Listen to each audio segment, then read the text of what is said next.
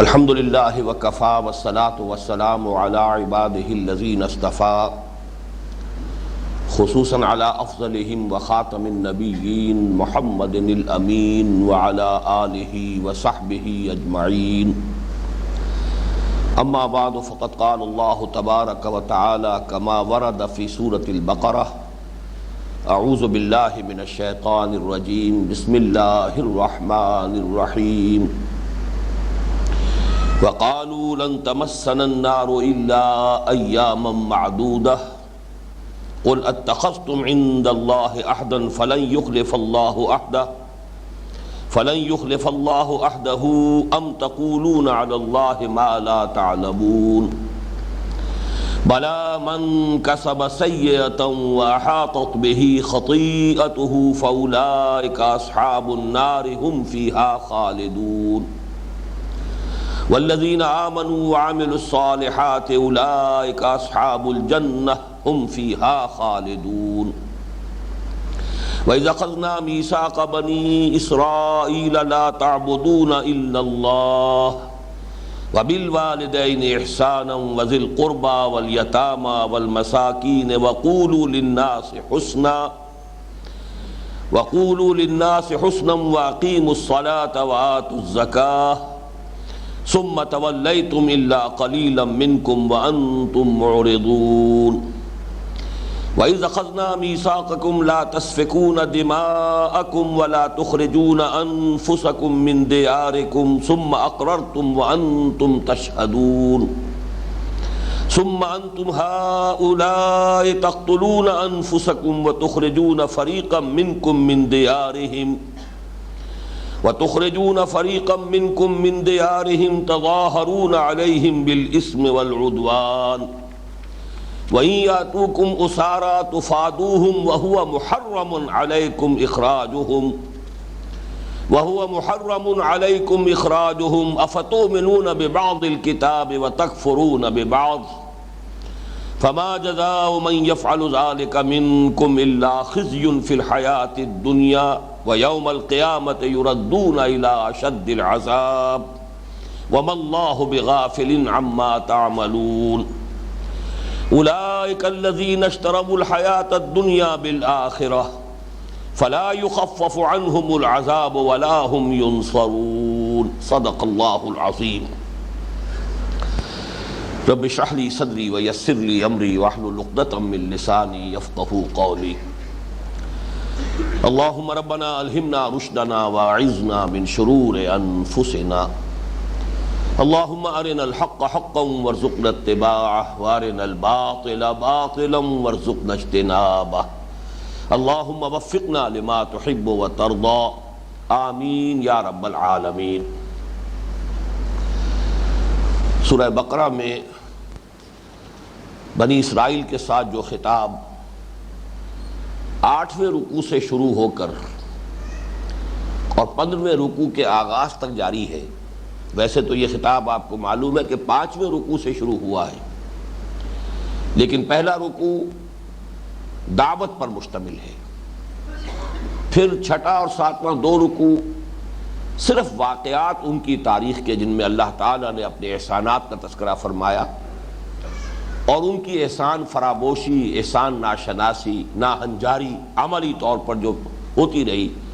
اس کے تذکرے سے گویا کہ کنکلوڈ کر دیا. فَضُرِبَتْ عَلَيْهِمُ الذِّلَّةُ وَالْمَسْكَنَةُ وَبَاءُوا بِغَضَبٍ مِّنَ اللَّهِ کہ اپنے اس طرز عمل کے باعث وہ اللہ تعالیٰ کے غضب کے مستحق قرار پائے. اس کے بعد سے نیا سلسلہ مضمون ہے کہ جو 8ویں رکوع سے شروع ہوتا ہے اور اب تا اختتام چلے گا 15ویں رکوع کے آغاز تک. اس کا رنگ جو ہے وہ میں عرض کر چکا ہوں کہ اگرچہ اس میں بھی تنقید ہے بنی اسرائیل پر، لیکن اس طور سے ہے کہ صرف واقعات کا تذکرہ نہیں ہے بلکہ جنرلائز بھی کیا گیا ہے، اور زیادہ تر وہ چیزیں یہاں سامنے آ رہی ہیں یکے بعد دیگرے کہ جو امت مسلمہ میں بھی بعین ہی پیدا ہوئی ہیں، خواہ وہ اعتقادی گمراہیوں کے قبیل سے ہو اور خواہ عملی گمراہیوں کے قبیل سے ہو. یہ گویا کہ پیشگی تنبیہ ہے امت مسلمہ کو، امت محمد کو صلی اللہ علیہ وسلم، کہ کسی بھی مسلمان امت میں جب وہ زوال سے دوچار ہو جائے وہ جو علامہ اقبال کا کے الفاظ ہیں، زوال علم و عرفاں، نہ ہو نومید نومیدی زوال علم و عرفاں ہے۔ جب علم اور عرفان، اللہ کی معرفت، اللہ پر یقین، آخرت کا یقین، جب اس میں اضمحلال ہوتا ہے تو ظاہر بات ہے کہ پھر ہر طرح کی اخلاقی اور اعتقادی اور نظری اور فکری اور عملی گمراہیاں جو ہیں انسان میں پیدا ہو جاتی ہیں۔ تو جب کسی مسلمان امت میں یہ زوال پیدا ہوتا ہے تو اس کے مظاہر کیا ہوتے ہیں، اس کے آثار کیا ہوتے ہیں، وہ کس قسم کے غلط عقیدوں کی قائل ہو جاتی ہے، کس قسم کے امانی جو ہیں وہ اس کے دلوں میں گھر کر لیتے ہیں، شریعت کے ساتھ ان کا طرز عمل کیا ہوتا ہے، یہ ہے اصل میں وہ باتیں کہ جو آ رہی ہیں۔ اور جیسا کہ میں نے عرض کیا، اگرچہ حوالہ بنی اسرائیل کا ہے، ان کے تاریخ کے دوران جو بھی اعتقادی اور نظری اور فکری اور عملی اور اخلاقی خرابیاں پیدا ہوئی، لیکن یہ کہ ساتھ ہی پھر جنرلائز کر کے، جن کو کہا جائے یونیورسل ٹروتھس، وہ حقائق کے جو ابدی ہیں، پھر ان کی اننسیشن اور ان کو بھی بڑے ہی واضح الفاظ کے اندر بیان کیا گیا ہے۔ اس میں جو 9ویں رکوع کے آخر میں مضمون آیا، وَقَالُوا لَن تَمَسَّنَا النَّارُ إِلَّا أَيَّامًا مَّعْدُودَةً، انہیں یہ زوم ہو گیا، انہیں یہ خیال ہو گیا، انہوں نے یہ من گھڑت عقیدہ ایجاد کر لیا کہ ہمیں تو آگ چھو ہی نہیں سکتی مگر گنتی کے چند دن۔ یعنی یہ کہ قیامت کے محاسبے میں ہمارے ساتھ پریفرنشل ٹریٹمنٹ ہوگا، چونکہ ہم موسیٰ کی امت ہیں، ہم اہل کتاب ہیں، ہم ابراہیم کی ذریت ہیں، کئی نسبتیں ہماری ایسی ہیں کہ جس کے بنا پر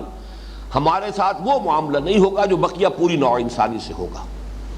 اللہ کے ہاں تولنے کے باٹ علیحدہ ہوں گے، ان کے لیے علیحدہ معیار ہوگا، ہمارے لیے علیحدہ معیار ہوگا۔ ان کے لیے خلود فی النار ہے، لیکن ہم نے بہت گناہ بھی کر لیے، تب بھی بہرحال یہ ہے کہ ہمارے ساتھ معاملہ وہ نہیں ہوگا، ہم آگ میں ہمیشہ تو رہ ہی نہیں سکتے، بلکہ جیسا کہ میں حوالوں سے بیان کر چکا ہوں کہ جو تالمود کے مختلف حوالے ہیں، ان کے حوالے سے تو ان کا عقیدہ یہ تھا کہ آگ ہمیں چھو ہی نہیں سکتی،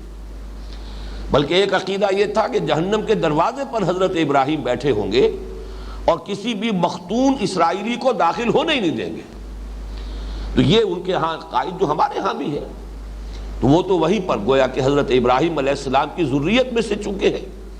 اور ان کی سنت جو ہے ختنہ، اس پر چونکہ انہوں نے عمل کیا ہے، تو کوئی مختون اسرائیلی جہنم میں داخل کیا ہی نہیں جا سکے گا، اس لیے کہ دروازے پر حضرت ابراہیم بیٹھے ہوں گے ان کو بچانے کے لیے۔ زیادہ سے زیادہ عام خلق خدا کی آنکھوں میں دھول جھونکنے کے لیے اگر ہمیں کہیں، تاکہ الزام نہ آئے اللہ تعالیٰ کی صفت عدل پر، اگر ہمیں جہنم میں ڈال بھی دیا گیا تو گنتی کے چند دن۔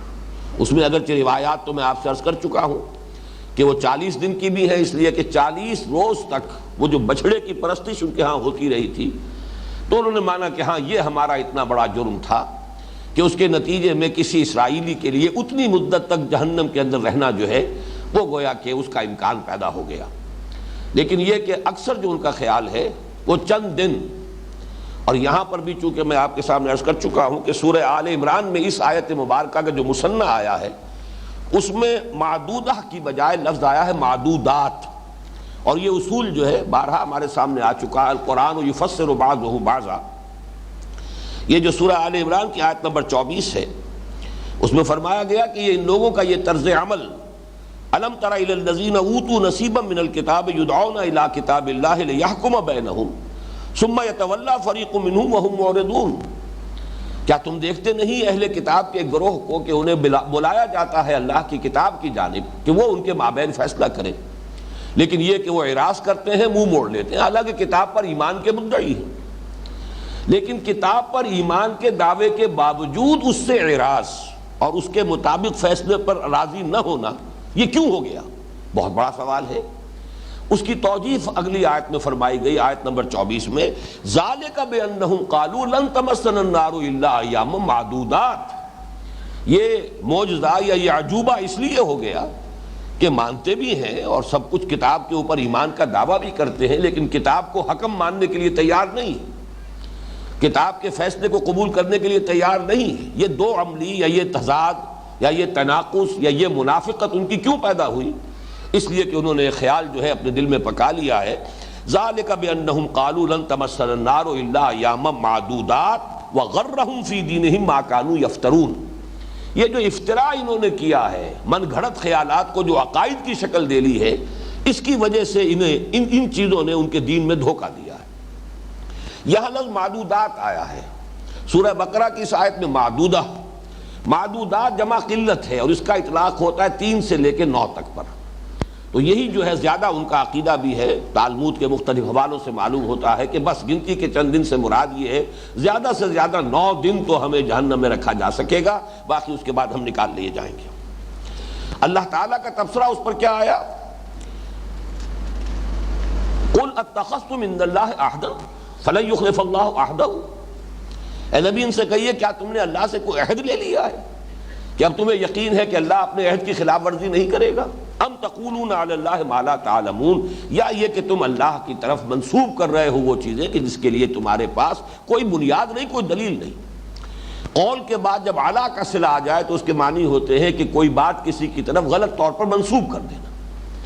ایک بات آپ نے نہیں کہی ہے لیکن آپ کی جانب منسوب کر کے کہی جا رہی ہے کہ انہوں نے یہ بات کہی ہے، تو یہ گویا کہ قول اعلیٰ ہوگا، کسی پر افتراء بازی کرنا۔ ام تقولون علی اللہ ما لا تعلمون۔ اس کے بعد وہ آیت آئی بلا من کسب سیئۃ واحاطت بہ خطیئتہ فاولئک اصحاب النار هم فیہا خالدون۔ کیوں نہیں؟ جس کسی نے بھی کمائی جان بوجھ کر ارتکاب کیا ایک ہی بڑے گناہ کا، یہاں چونکہ سیئۃن ہے، تنکیر ہے، نکرہ ہے، نکرہ کے 2 مفہوم لیے جاتے ہیں، ایک تو یہ کہ ایک گناہ، کتاب ایک کتاب، کوئی کتاب، اور الکتاب وہ پھر معین کتاب ہو جائے گی، یا یہ کہ اس میں حشر کا مفہوم بھی ہو سکتا ہے، وہ جو ہے جمع کا بھی مفہوم دے سکتا ہے، الف لام اگر داخل ہو جائے، لیکن یہ کہ یہاں پر جب آئے گا نکرہ میں تو ایک، اور اس میں تفخیم کا پہلو بھی ہوتا ہے کہ بڑا گناہ، صغیرہ نہیں، کبیرہ گناہ۔ جس کسی شخص نے جان بوجھ کر متعمدن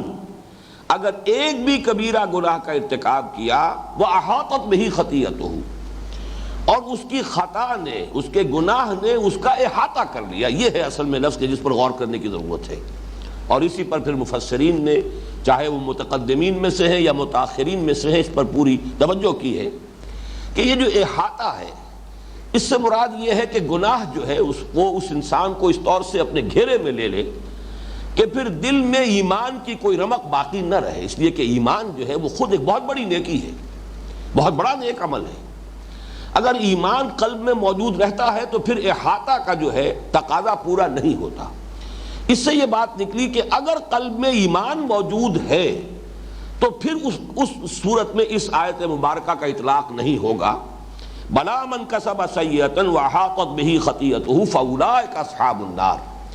ہاں جس پر کہ وہ گناہ اس درجے مستولی ہو جائے، اس کی خطا، اس کی گناہ گاری اتنا اس کا گھیراؤ کر لے کہ پھر اس کے دل میں ایمان کی رمق بھی نہ رہے،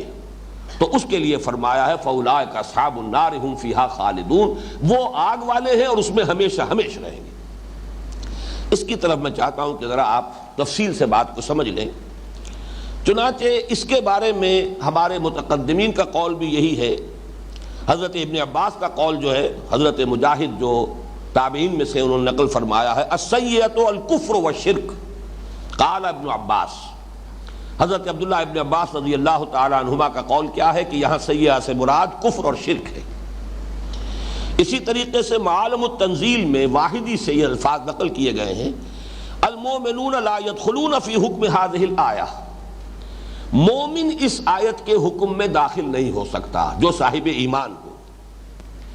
پھر اس پر خاص طور پر جو مختلف ہمارے مفسرین نے اس پہ جو حواشی درج کیے ہیں، ان میں سے مثلاً میں مولانا عبدالماجد دریابادی کا حاشیہ آپ کو سنا رہا ہوں کہ بعض اہل باطل یعنی معتزلہ اور خوارج وغیرہ نے اس آیت سے مومن عاصی کی عدم مغفوریت پر استدلال کرنا چاہا ہے جو باطل ہے۔ یہ ہے اصل میں ایک بہت بڑا مسئلہ جس پر تفصیلی گفتگو تو میں اپنے ان خطبات میں کر چکا ہوں جو حقیقت ایمان کے موضوع پر میں نے دیے تھے غالباً 2 یا 3 سال قبل، لیکن چونکہ اب یہ آیت مبارکہ اس زیر درس آئی ہے تو اس کے بارے میں کچھ باتیں میں چاہتا ہوں کہ یہاں بھی دوبارہ دہرا دوں۔ اصل میں علماء کرام کو چونکہ یہ احتیاط ملحوظ رہتی ہے کہ کہیں مومن کے بارے میں یہ مغالطہ نہ ہو جائے۔ عقیدہ یہ ہے، اور میں بھی اس کا قائل ہوں، کہ اگر کسی شخص کے دل میں ایمان کی کوئی رمق ہے کسی درجے میں بھی ایمان ہے، تو پھر وہ اپنے گناہوں کے بقدر سزا پا کر جہنم سے نکال لیا جائے گا اور جنت میں داخل کیا جائے گا، اس لیے کہ ایمان بہت بڑی شے ہے، اس میں کوئی شک نہیں۔ لیکن یہاں اصل جو مغالطہ ہوتا ہے وہ کس بنیاد پر ہے؟ ایک ایمان حقیقی ہے اور ایک ایمان ہے قانونی اور ظاہری۔ ایک شخص کافر ہے، کھلم کھلا انکار کر رہا ہے، وہ تو کھلم کھلا کافر ہے، لیکن یہ کہ ایک شخص دعویٰ ایمان کا کر رہا ہے، قانوناً مسلمان ہے، اور اس اعتبار سے قانونی ایمان کا اطلاق بھی اس پر ہو جاتا ہے،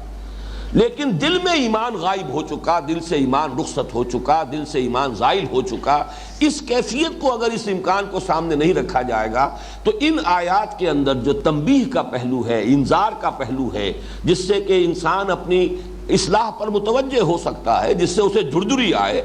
جس سے اس پر کوئی تشویش اور فکر جو ہے اسے لاحق ہو جائے، وہ سارے اثرات زائل ہو جاتے ہیں۔ اس لیے کہ یہ بات اصل میں سمجھ لینی چاہیے کہ ہو سکتا ہے ایک شخص جو ہے وہ صاحب ایمان ہے، لیکن کسی گناہ پر اصرار کرتا ہے، گناہ پر گناہ کیے چلا جاتا ہے، مسلسل فہم کرتا ہے۔ ایک حال ایسا ہو سکتا ہے کہ ایمان اس کے دل سے بالکل زائل ہو جائے۔ اس کیفیت کو اگر نہیں تسلیم کریں گے کہ قانوناً تو پھر بھی وہ مسلمان رہے گا، قانوناً وہ مومن شمار کیا جائے گا،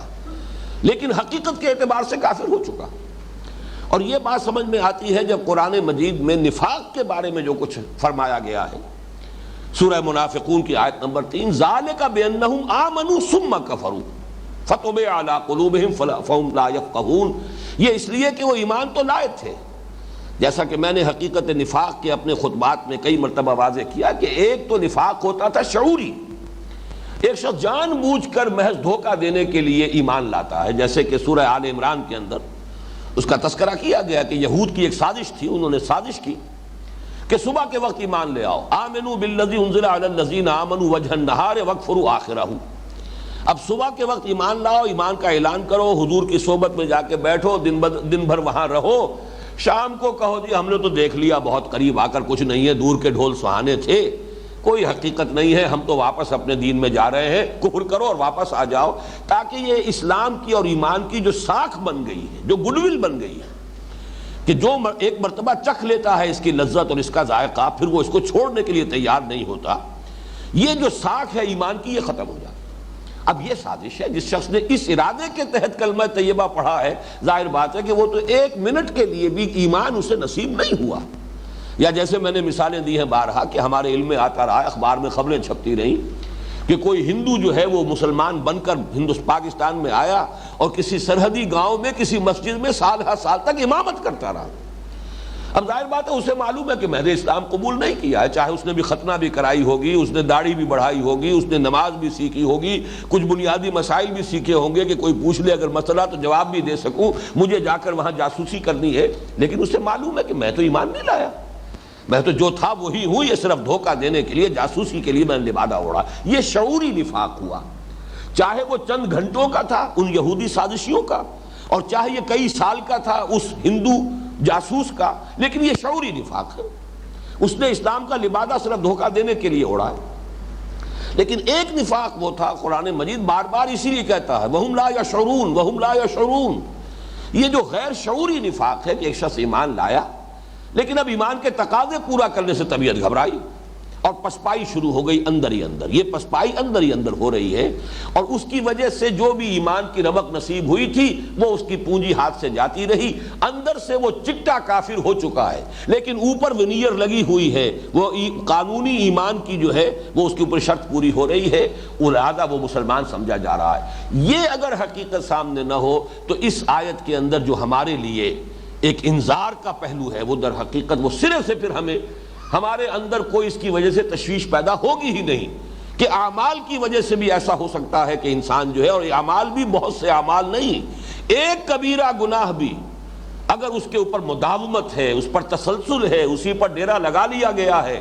اسی پر انسان جو ہے اوڑھنا بچھونا بنا کر بیٹھ گیا ہے، تو ایک گناہ بھی انسان کے ایمان کو ختم کر کے اسے کفر کے حکم میں داخل کر سکتا ہے، چاہے قانونی اعتبار سے وہ مسلمان تسلیم کیا جا رہا ہو، جیسے کہ عبداللہ ابن ابی بھی آخری وقت تک قانونی طور پر مسلمان سمجھا گیا۔ اچھا، یہ جو منافقین کا تھا ایمان سے کفر کی طرف جانا، سورہ نساء کی بعض آیات سے جو بڑی خوبصورت اس کی تفصیل سامنے آتی ہے، وہ ایک دم نہیں ہو جاتا، بلکہ ایک شخص جب ایمان کی طرف بڑھتا ہے، پھر ایمان کے تقاضوں کو دیکھ کر گھبراتا ہے، پیچھے ہٹتا ہے، پھر وہ کسی وقت پھر طبیعت کے اندر آتا ہے، حضور کی صحبت میں بیٹھا ہے، کچھ قرآن پڑھا ہے، پھر طبیعت میں ایمان کی طرف جو ہے وہ میلان پیدا ہوا، پھر کچھ آگے چلا، پھر جب کوئی تقاضا مشکل آ گیا پھر پسپائی ہوئی۔ تو یہ جیسے ڈوبنے والا آدمی، ایک مرتبہ میں نے مثال دی تھی کہ کوئی شخص جب ڈوب رہا ہوتا تو ایک دم تہ میں نہیں بیٹھ جاتا، ڈبکیاں لگاتا ہے، نیچے گیا پھر اوپر آیا، پھر نیچے گیا پھر اوپر آیا، اور بین ہی وہی نقشہ جو ہے کھینچا گیا ہے سورہ نساء کی اس آیت میں، ان الذین آمنوا ثم کفروا ثم آمنوا ثم کفروا ثم ازدادوا کفرا لم یکن اللہ لیغفر لهم ولا لیہدیہم سبیلا بشر المنافقین بان لهم عذابا الیما۔ وہ لوگ جو ایمان لائے پھر انہوں نے کفر کیا، پھر ایمان لائے پھر کفر کیا، پھر کفر میں بڑھتے چلے گئے، جیسے کہ وہ ڈبکیاں لینے والا شخص ایک دفعہ نیچے گیا پھر اوپر آیا، پھر نیچے گیا پھر اوپر آیا، پھر جو گیا سو گیا، پھر وہ جا کر جو ہے تہ میں بیٹھ گیا۔ بعین ہی یہی معنوی سطح پر ہوتا ہے ایمان، پھر ایمان کے بعد کفر، کعبہ مجھے روکے ہے تو کھینچے ہے مجھے کفر، ایمان مجھے روکے ہے تو کھینچے ہے مجھے کفر، کعبہ میرے پیچھے ہے کلیسا میرے آگے، اسی تذبذب میں مذبذبین بین ذالک لا الہ ہؤلاء ولا الہ ہؤلاء، یہ کیفیت رہتی ہے کچھ عرصے، اس کے بعد آدمی جو ہے اس کفر کے اوپر، لیکن کفر معنوی، کفر حقیقی، کفر باطنی، کفر قانونی نہیں، قانونی طور پر پھر بھی مسلمان ہے۔ اس حقیقت کو سمجھ لیجئے تو پھر یہ آیات، لیکن چونکہ علماء کرام کو وہ جو اہل سنت کا اجماعی عقیدہ ہے اس کی حفاظت کرنی ہے، معتزلہ کے مقابلے میں اور خوارج کے مقابلے میں، چونکہ خوارج نے بہت بڑی گمراہی کا ارتکاب کیا کہ کبیرہ گناہ جس نے کیا وہ کافر ہو گیا، مرتد ہو گیا، جب مرتد ہو گیا واجب القتل ہے، اس کی جان اور خون بھی مباح، اس کا مال بھی مباح، اس کی عورت بھی جو ہے گویا کنیز کی حیثیت سے اب آپ اپنے گھر میں ڈال لیجئے، سب کچھ ہو گیا، وہ کافر ہو گیا اس لیے کہ اس نے کبیرہ گناہ کا ارتکاب کیا۔ یہ بہت بڑی گمراہی تھی اور تاریخ اسلام میں سب سے بڑی عظیم گمراہی یہی ہوئی۔ تو اس سے گھبراتے ہیں علماء اسلام کہ کہیں کسی کے ذہن میں اس قسم کی انتہا پسندی اور مغالطہ پیدا نہ ہو جائے۔ اسی طریقے سے معتزلہ نے ایک بن گھڑت شکل بنا لی ہے، منزلۃ بین المنزلتین، کہ ایک شخص نہ مسلمان ہے نہ کافر ہے تو کیا ہے بھائی؟ یہ بھی میں اس کی حقیقت پوری بیان کر چکا ہوں، میرے ان خطبات کے کیسٹس موجود ہیں، ان کو لے کر سنیے۔ حقیقت میں یہ گمراہیاں جو ہیں ان سے بچانے کے لیے اس قسم کی آیات کی جب تعویل کی جاتی ہے تو اس میں در حقیقت بات وہ اس نتیجہ یہ نکلتا ہے کہ پھر تاثیر ختم ہو جاتی ہے ان آیات کے اندر، پھر لوگوں کو لرزہ طاری کرنے والی جو ایک کیفیت ہے وہ ان کے اندر باقی نہیں رہتی۔ میں مثال آپ کے سامنے رکھ رہا ہوں اسی آیت مبارکہ پر، اب میں یہ باقی اور لوگوں کے حوالے نہیں دے رہا، آپ کو معلوم ہے کہ جو دیوبندی مکتب فکر کے مفسرین ہیں، علماء ہیں، ایک خصوصی ان کے ساتھ ایک بہرحال ایک ذہنی مناسبت ہے مجھے، اور خاص طور پر حضرت شیخ الہند کے بارے میں تو میرا قول ہے، میرا خیال ہے، بلکہ مجھے یقین کی حد تک ہے کہ 14ویں صدی ہجری کے سب سے بڑے مجدد اعظم حضرت شیخ محمود الحسن، وہ میرے نزدیک شیخ الہند جن کو کہا جاتا ہے، وہ مجدد اعظم تھے 14ویں صدی ہجری کی۔ تو یہ میرے دل میں ان کا مقام ہے، قدر و قیمت ہے ان کی میری نگاہوں میں، لیکن اس کے باوجود وہاں جہاں اختلاف کی بات ہے وہ میں اپنا اظہار اختلاف کر رہا ہوں۔ چنانچہ اس آیت کے بارے میں مولانا تھانوی نے لکھا، کیوں نہیں جو شخص قصداً بری باتیں کرتا رہے اس کو اس کی خطا اور قصور اس طرح احاطہ کر لے کہ کہیں نیکی کا اثر تک نہ رہے، سو ایسے لوگ اہل دوزخی ہوں گے اور وہ اس میں ہمیشہ ہمیش رہیں گے۔ شیخ الہند لکھ رہے ہیں، گناہ کسی کا احاطہ کر لیں، اس کا یہ مطلب ہے کہ گناہ اس پر ایسا غلبہ کر لیں کہ کوئی جانب ایسی نہ ہو کہ گناہ کا غلبہ نہ ہو، حتیٰ کہ دل میں ایمان و تصدیق بھی باقی نہ رہے۔ اگر دل میں ایمان و تصدیق بھی ہوگی تو احاطہ مذکور محقق نہ ہوگا، تو اب کافر ہی پر اس کا اطلاق اور کافر ہی پر یہ صورت صادق آ سکتی ہے۔ یہ حاشیہ جو پڑھے گا یہاں کافر کو اس معروف معنی میں لے گا، ہندو کافر ہے، سکھ کافر ہے، عیسائی کافر ہے، یہودی کافر ہے، ہم تو کافر نہیں ہیں، لہذا ہم پر اس آیت کا اطلاق ہو ہی نہیں سکتا۔ یہ وہ چیز ہے کہ جس کی بنا پر اس آیت کو آپ پڑھیں گے اور کوئی آپ کے دل پر بھی لرزہ طاری نہیں ہوگا، کوئی آپ کو تشویش لاحق نہیں ہوگی، اس لیے کہ یہاں پر اس قانونی اور حقیقی کفر کی جب تک کہ وضاحت نہ کی جائے تو وہ بات جو ہے پھر بہت ہی ایک جھوٹی تسلی دینے والی انسان کے لیے ہو جائے گی، حالانکہ مانتے ہیں علماء کرام اس حقیقت کو تسلیم کرتے ہیں، المعاصی برید الکفر، گناہ جو ہے وہ کفر ہی کے پیغام ہے. آپ نے گناہ کیا ہے تو گویا کہ کفر کا اثر آپ کے دل پر ہو گیا ہے، پھر گناہ کیا ہے پھر اور اثر ہو گیا، پھر گناہ کیا پھر اور اثر ہو گیا ہے. متعدد ایسی روایات موجود ہیں، جن میں سے ایک روایت کا تو متن بھی میں لے کر آیا ہوں. یہ حضرت ابو ہریرہ رضی اللہ تعالیٰ عنہ سے یہ روایت مروی ہے. احمد ابن حنبل نے بھی روایت کیا، امام ترمذی نے بھی روایت کیا، امام ابن ماجہ نے بھی روایت کیا. الفاظ یہ ہے کہ حضور نے فرمایا ان المؤمن اذا اذنب، اور ایک روایت میں اذنبا کے بعد ذنبن کا لفظ بھی ہے. یقیناً ایک مومن شخص جب گناہ کرتا ہے، کوئی ایک گناہ، کانت نقطۃ سوداء فی قلبہ، تو وہ گناہ اس کے دل میں ایک سیاہ داغ بن جاتا ہے. فإن تاب واستغفر، پھر اگر اس نے توبہ کی اور استغفار کر لیا، سقل قلبہ، تو دل جو ہے اس کا صاف ہو جاتا ہے، اس پر سیکل ہو جاتی ہے، پھر وہ سیاہ جو داغ ہے اس کا اثر زائل ہو جاتا ہے. وإن زادت، لیکن اگر گناہ ہی کرتا رہے، اضافہ کرتا رہے، تو یہ جو سیاہی ہے یہ بڑھتی رہتی ہے، حتی تعلو قلبہ، یہاں تک کہ حتی تعلو قلبہ، اس کے پورے دل کے اوپر طاری ہو جاتی ہے. فذلک الران الذی ذکر اللہ تعالی کلا بل ران علی قلوبہم ما کانوا یکسبون، یہ ہے وہ رین، یہ زنگ جو دلوں پر آ جاتا ہے، جس کا کہ ذکر اللہ تعالی نے سورہ مطففین کی اس آیت میں کیا ہے. ایک اور روایت میں الفاظ یہاں تک آئے ہیں کہ جب وہ گناہ کرتا رہتا ہے تو پورا دل سیاہ ہو جاتا ہے، اور پھر وہ اس طرح بند ہو جاتا ہے اور اس کے اوپر مہر کر دی جاتی ہے. طبع اللہ علی قلوبہم، بین ہی وہ الفاظ ہیں جو سورہ منافقون کی آیت نمبر 3 میں آئے ہیں. ذالک بانہم آمنوا ثم کفروا فطبع علی قلوبہم فہم لا یفقہون. اور الفاظ یہ ہیں دوسری روایت کے، پھر اس میں کوئی خیر داخل ہو ہی نہیں سکتا. دل کے اوپر مہر لگ گئی، اب اس مہر کی وجہ سے اس دل کے اندر کوئی خیر داخل ہو ہی نہیں سکتا. یہ کیفیت جو ہے یہ کفر معنوی ہے، بغیر کفر قانونی کے. اوپر سے ایک شخص مسلمان ہے، اگر ہم اس امکان کو سامنے رکھیں گے تو پھر یہ کہ ان آیات کے اندر ہمارے لیے تنبیہ کا پہلو ہے. یہ ساری آیات جیسا کہ میں نے عرض کیا ہے بنی اسرائیل ہی کی تاریخ بیان کرنے کے لیے نہیں ہے، یہ ہماری تعلیم کے لیے، ہماری تعدیب کے لیے، ہماری تنبیہ کے لیے ہمیں پیشگی طور پر متنبہ کرنا مقصود ہے کہ مسلمانوں یہ کیفیت بھی ہو جاتی ہے، ہوئی ہے، تم اپنے آپ کو اس سے بچانے کی کوشش کرنا. میں ایک اور مثال دیتا ہوں آپ کی. اسی میرے نزدیک علماء کرام کی یہ جو احتیاط ہے اس کی وجہ تو سمجھ میں آتی ہے،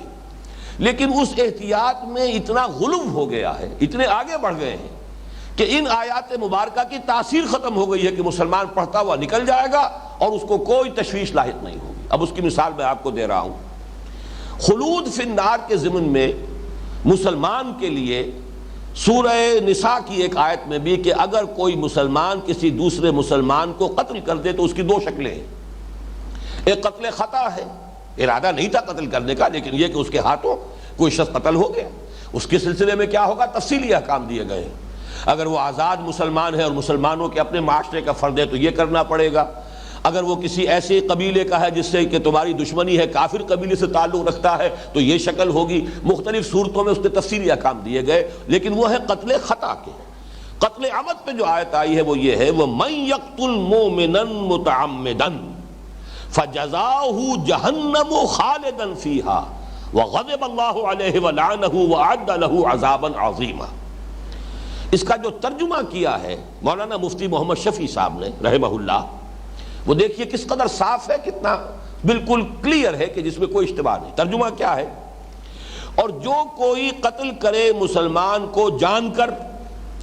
تو اس کی سزا دوزخ ہے، پڑا رہے گا اسی میں، اور اللہ کا اس پر غضب ہوا اور اس کو لعنت کی اور اس کے واسطے تیار کیا بڑا عذاب.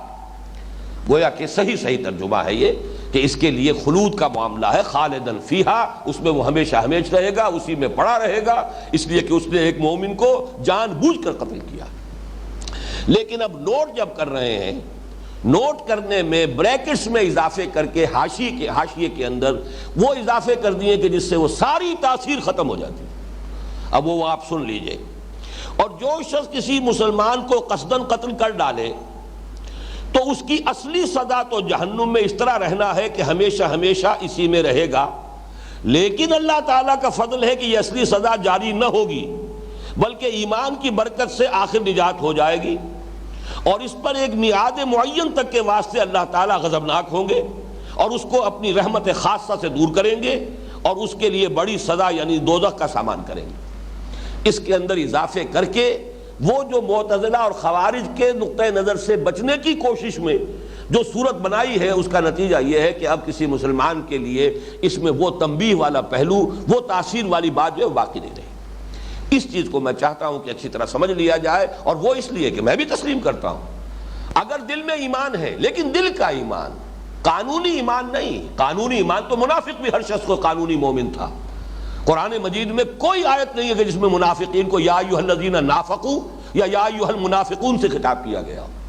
تمام منافقوں سے جو باتیں ہوئی یا ایھا الذین آمنوا سے ہوئی، اس لیے کہ ظاہر بات ہے قانوناً وہ بھی مسلمان ہے، وہ مومن ہے، کلمہ پڑھتے ہیں، حضور کے پیچھے نمازیں پڑھتے تھے، بلکہ 7 جنگوں میں بھی چلے جاتے تھے، چاہے جا کر وہاں فتنہ پردازی کرے، عین وقت پر 300 نکل آئے۔ لیکن یہ کہ اور دوسرے معاملات کے اندر جو ہے ان کی جو بھی ریشہ دوانیاں رہی ہیں سب کو معلوم ہے، قانوناً تو مسلمان تھے۔ عبداللہ ابن ابی بھی مرا ہے تو اس کی نماز جنازہ حضور نے پڑھی ہے۔ اپنا کرتہ مبارک جو ہے، چونکہ اس کے بیٹے جو ہے اس کے صاحبزادے وہ ایک سچے مومن تھے، عبداللہ ابن ابی، ان کی فرمائش پر حضور نے اپنا کرتا اتار کر دیا کفن کے لیے۔ حضرت عمر جب کچھ اس پر انہوں نے کہا حضور کیا کر رہے ہیں آپ، ایک منافق کے لیے آپ اپنا کرتا عطا فرما رہے ہیں۔ آپ نے فرمایا کہ اے عمر، میرا کرتا اسے اللہ کے عذاب سے بچا نہیں سکتا، لیکن یہ نوجوان جو مومن ہے، خالص مومن ہے، اس کی ایک فرمائش ہے، اس کی ایک خواہش ہے، میں پوری کر رہا ہوں، لیکن میرا کرتا اسے اللہ کے عذاب سے بچا نہیں سکتا۔ تو ان حقائق کو سامنے رکھنے کی ضرورت ہے۔ بلا من کسب سیئۃ، یقیناً آیت کا مفہوم یہی ہے، جس شخص نے ایک گناہ کبیرہ بھی جان بوجھ کر اس کا ارتکاب کیا، پھر اس پر مداومت کرتا رہا یہاں تک کہ اس گناہ نے اس کا احاطہ کر لیا، اور یقیناً اس کے معنی یہ ہے کہ ایمان حقیقی بھی اس سے زائل ہو گیا، اس لیے کہ گناہ کا اثر یہ ہوتا ہے۔ یہی وجہ ہے کہ توبہ کا لفظ جہاں آیا سورۃ الفرقان میں، وہ ہمارے منتخب نصاب میں داخل ہے، وہاں آمنہ کا لفظ آیا۔ جب انسان توبہ کرتا ہے حقیقت میں تو اثر نو ایمان لاتا ہے۔ الا من تاب وآمن وعمل عملا صالحا فاولئک یبدل اللہ سیئاتہم حسنات وکان اللہ غفورا رحیما۔ جو شخص توبہ کرتا ہے پھر ایمان لاتا ہے، جیسے کہ ایک حدیث میں آیا ہے جب انسان گناہ کا ارتکاب کرتا ہے ایمان اس کے دل سے نکل کر اس کے سر کے اوپر چکر لگاتا ہے، اگر توبہ کرتا ہے تو لوٹ آتا ہے، دل میں داخل ہو جاتا ہے، اگر توبہ نہیں کرتا رخصت ہو جاتا ہے۔ لیکن یہ سارا معاملہ ایمان حقیقی قلبی ایمان والا یہ جو معاملہ ہے، یہ قانونی ایمان، چاہے زانی ہو، چاہے شرابی ہو، چاہے چور ہو، چاہے ڈاکو ہو، وہ پہلے بھی مسلمان ہے بعد میں بھی مسلمان ہے، قانوناً وہ مسلمان رہتا ہے، گناہ کبیرہ کے ارتکاب سے کوئی شخص کافر نہیں ہو جاتا، مرتد نہیں ہو جاتا، قانونی اسلام اس کا برقرار رہے گا۔ البتہ حقیقی ایمان کا معاملہ اور ہے،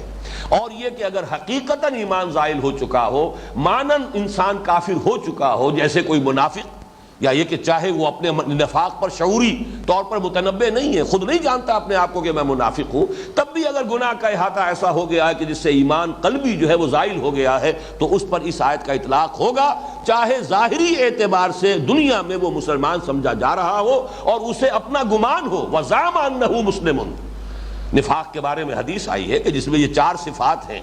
یا 3 صفات غالباً، اس حدیث کے اندر الفاظ یہ آئے ہیں کہ چاہے وہ جب وہ بولے جھوٹ بولے، جب اس کے پاس امانت رکھائی جائے خیانت کرے، جب وعدہ کرے خلاف ورزی کرے تو وہ مومن ہے، وہ منافق ہے۔ وَإِن صَامَ وَصَلَّى وَزَعَمَ أَنَّهُ مُسْلِمٌ یا انہ مومن، مجھے یاد نہیں آ رہا کہ ان میں سے کون سا لفظ ہے، چاہے وہ نماز پڑھتا ہو، روزہ رکھتا ہو اور اپنے آپ کو مسلم و مومن سمجھتا ہو، ایک شخص سمجھ رہا ہے اپنے آپ کو مسلم و مومن، لیکن یہ کہ حقیقت کے اعتبار سے وہ کافر ہو چکا ہے، منافق ہے۔ اس کو ذہن میں رکھیے تو پھر یہ آیت مبارکہ ہمارے لیے ایک بہت بڑی تنبیہ، ہمیں ہر وقت متنبہ کرنے کے لیے اس کی تاثیر جو ہے وہ بہت ہی میں سمجھتا ہوں کہ قیمتی تاثیر ہے۔ بلا من کسب سیئۃ واحاطت بہ خطیئتہ فاولئک اصحاب النار هم فیہا خالدون والذین آمنوا وعملوا الصالحات، اور وہ لوگ جو ایمان لائے اور جنہوں نے نیک عمل کیے، اولئک اصحاب الجنہ، وہ جنت والے ہیں، ہم فیہا خالدون، وہ اس میں رہیں گے ہمیشہ ہمیشہ۔ اب یہ در حقیقت وہی مضمون ہے جو اسی سورہ مبارکہ کی آیت نمبر 62 میں آ چکا ہے۔ میں نے عرض کیا تھا 8ویں رکوع سے جو مضمون شروع ہوا ہے، پہلی آیت یہی تھی، ان الذین آمنوا والذین ہادوا والصابئین والنصارى من آمن باللہ والیوم الآخر وعمل صالحا فلہم اجرہم عند ربہم ولا خوف علیہم ولا ہم یحزنون۔ وہی قانون جو 8ویں رکوع کے شروع میں آیا تھا، اسی قانون کو 9ویں رکوع کے اختتام پر پھر اس آیت کے اندر لے آیا گیا کہ یہ اچھی طرح سمجھ لو، کوئی گروہی نسبت کسی امت میں ہونا، کسی قوم میں ہونا، کسی کی ذریت میں ہونا، کسی کے ساتھ نسلی تعلق ہونا، یہ آخرت میں جو ہے یہ کوئی فیصلہ کن شے نہیں ہے، فیصلہ کن شے ہے ایمان اور عمل صالح۔ اب آگے چلیے، وَإِذْ أَخَذْنَا مِيثَاقَ بَنِي اسرائیل۔ اب اس رکوع میں 10ویں رکوع میں بہت اس اعتبار سے کہ صرف 4 آیات پر مشتمل ہے، 2 مرتبہ میثاق کا ذکر ہو رہا ہے جو بنی اسرائیل سے اللہ تعالیٰ نے لیا، اگرچہ یہ ذکر اس سے پہلے بھی آ چکا ہے آیت نمبر 63 میں، وَإِذْ أَخَذْنَا مِيثَاقَكُمْ وَرَفَعْنَا فَوْقَكُمُ الطُّورَ، وہاں ہم یہ پڑھ چکے ہیں۔ اب یہاں وہ میثاق کیا تھا، اس کو 2 حصوں میں تقسیم کر کے یہاں بیان کیا جا رہا ہے۔ پہلا میثاق جس کا تذکرہ ہو رہا ہے یہ کل دین کی حقیقت کو سموئے ہوئے ہے۔ یہ یوں سمجھیے کہ جیسے حضرت عبداللہ ابن عباس رضی اللہ تعالی عنہما کا قول ہے کہ سورہ بنی اسرائیل کے جو 2 رکوع ہیں، تیسرا اور چوتھا، وہ تورات کے 10 کمانڈمنٹس جو ہیں، احکام 10 کی قرآنی تعبیر ہے، وہی جو احکام دیے گئے تھے تورات میں، جو بنیاد ہے شریعت کے، اگرچہ شریعت میں آ کے تفصیل میں فرق ہو گیا ہے، شریعت موسوی میں اور شریعت محمدی میں علی صاحبہم الصلاۃ والسلام، لیکن یہ کہ اصل اور بنیاد تو ایک ہی ہے۔ تو وہ در حقیقت فنڈامنٹلز جو ہیں وہ دیے گئے ہیں وہاں 2 رکوعوں میں، سورہ انعام میں 1 رکوع میں، اور یہاں پر وہ دیے جا رہے ہیں چند الفاظ کے اندر کہ وہ اصل فنڈامنٹلز کیا ہیں، شریعت موسوی اور شریعت محمدی علی صاحبہم الصلاۃ والسلام، ان دونوں کے اصل اصول اور مبادی کیا ہے۔ وہ تو ہے ایک عام میثاق۔ اس کے بعد تذکرہ ہوگا ایک میثاق خاص ہے جو یہود سے لیا گیا، چونکہ خاص طور پر اس کے حوالے سے کسی مسلمان امت میں جو گمراہی پیدا ہوتی ہے، جو بڑے پیمانے پر ہمارے اندر پیدا ہوئی ہے، آج شاید ہی کوئی مسلمان ہو، میں دعوے سے کہتا ہوں، جو اس گمراہی سے بچا ہوا ہو۔ اس قدر یونیورسل گمراہی ہے، اس گمراہی کو بیان کرنا مقصود ہے، لہذا اس حصے کو علیحدہ کیا ہے، اس کو ایمفیسائز کرنے کے لیے۔ پہلا حصہ کیا ہے، وَإِذْ أَخَذْنَا مِيثَاقَ بَنِي اسرائیل، اور یاد کرو جب کہ ہم نے لیا تھا عہد بنی اسرائیل سے، وہ عہد کن امور پر مشتمل تھا، لا تعبدون الا اللہ، پہلی بات نہیں بندگی کرو گے اللہ کے سوا کسی کی۔ یہاں نوٹ کیجئے کہ اگرچہ یہ فعل مضارع ہے اور یہ انشائیہ نہیں ہے، خبریہ کلام ہے، تم نہیں بندگی کرو گے اللہ کے سوا کسی کی، لیکن اس سے مراد امر ہے، اور بسا اوقات یہ جو اخبار کی شکل ہوتی ہے لیکن مقصود اس سے امر ہوتا ہے، اس میں نہایت ایمفیسس بڑھ جاتا ہے، زور بڑھ جاتا ہے۔ آپ کسی سے کہتے ہیں ڈو اٹ، یہ فعل امر ہے، یو ول ڈو اٹ، اب اس میں جو زور ہے وہ ڈو اٹ میں نہیں ہے، you will do it, you have to do it. یہ جو انداز ہے یہ در حقیقت زور دینے کے لیے، تو فرمایا پہلی بات نہایت زور دے کر، لا تعبدون الا اللہ، ہرگز نہیں پوجو گے اللہ کے سوا کسی کو، نہیں بندگی اور پرستش کرو گے اللہ کے سوا کسی کی۔ نمبر 2 وبالوالدین احسان۔ آپ دیکھیے سورہ بنی اسرائیل کا جو میں نے حوالہ دیا تھا، وہاں 3 رکوع کی پہلی آیت کیا ہے، وَقَضَىٰ رَبُّكَ أَلَّا تَعْبُدُوا إِلَّا إِيَّاهُ وَبِالْوَالِدَيْنِ إِحْسَانًا۔ پھر وہاں تفصیل آئی ہے بالوالدین احسانہ کے ساتھ، بہت ہی وضاحت کے ساتھ گفتگو ہوئی ہے۔ یہاں چونکہ بڑے اختصار کے ساتھ، یوں سمجھیے کہ ایک ہی آیت میں در حقیقت وہ پورے دین کا لب لباب، جو بھی شریعت کے اصول اور مبادی ایک آیت میں لائے جا رہے ہیں، وہاں 2 رکوعوں میں ہے، سورہ انعام میں 1 رکوع میں ہے، لیکن یہاں ایک آیت میں ہے۔ یہی قرآن مجید کا اسلوب ہے کہ کہیں ایک بات جو ہے انتہائی مخفف کر کے اور مختصر کر کے اور اس کو سمو دیا جاتا ہے چند الفاظ میں، جیسے کہ دریا کو ہم کہتے ہیں محاورے میں کہ کوزے میں بند کر دیا گیا، کہیں اسی کی شرح و بست ہے، اس کو پھیلایا جا رہا ہے، اسی کا سمجھیے کہ مطول ورژن ہے، اور کہیں اس کا انتہائی اختصار کے ساتھ ہے۔ تو اختصار کی انتہائی مثال یہ ہے، وَإِذْ أَخَذْنَا مِيثَاقَ بَنِي إِسْرَائِيلَ لَا تَعْبُدُونَ إِلَّا اللَّهَ وَبِالْوَالِدَيْنِ إِحْسَانًا، والدین کے ساتھ حسن سلوک، نیک سلوک، ان کی خدمت، ان کی دلجوئی، ان کا ادب۔ فَلَا تَقُلْ لَهُمَا أُفٍّ وَلَا تَنْهَرْهُمَا وَقُلْ لَهُمَا قَوْلًا كَرِيمًا وَاخْفِضْ لَهُمَا جَنَاحَ الذُّلِّ مِنَ الرَّحْمَةِ وَقُلْ رَبِّ ارْحَمْهُمَا كَمَا رَبَّيَانِي صَغِيرًا۔ یہ چونکہ ہمارے منتخب نصاب میں درس شامل ہے، لہذا تفصیل میں یہاں جانے کی ضرورت نہیں، اسی کے تابع کیا ہے وَذِي الْقُرْبَى وَالْيَتَامَى وَالْمَسَاكِينِ۔ اور یہ کہ یہ نیک سلوک جو ہے یہ صرف والدین کے ساتھ نہیں، والدین تو اولاً اصلاً، اس لیے کہ ان کا تو احسان تم پر اتنا ہے کہ اللہ کے بعد سب سے بڑا احسان تم پر تمہارے والدین کا ہے۔ خالق حقیقی اللہ ہے،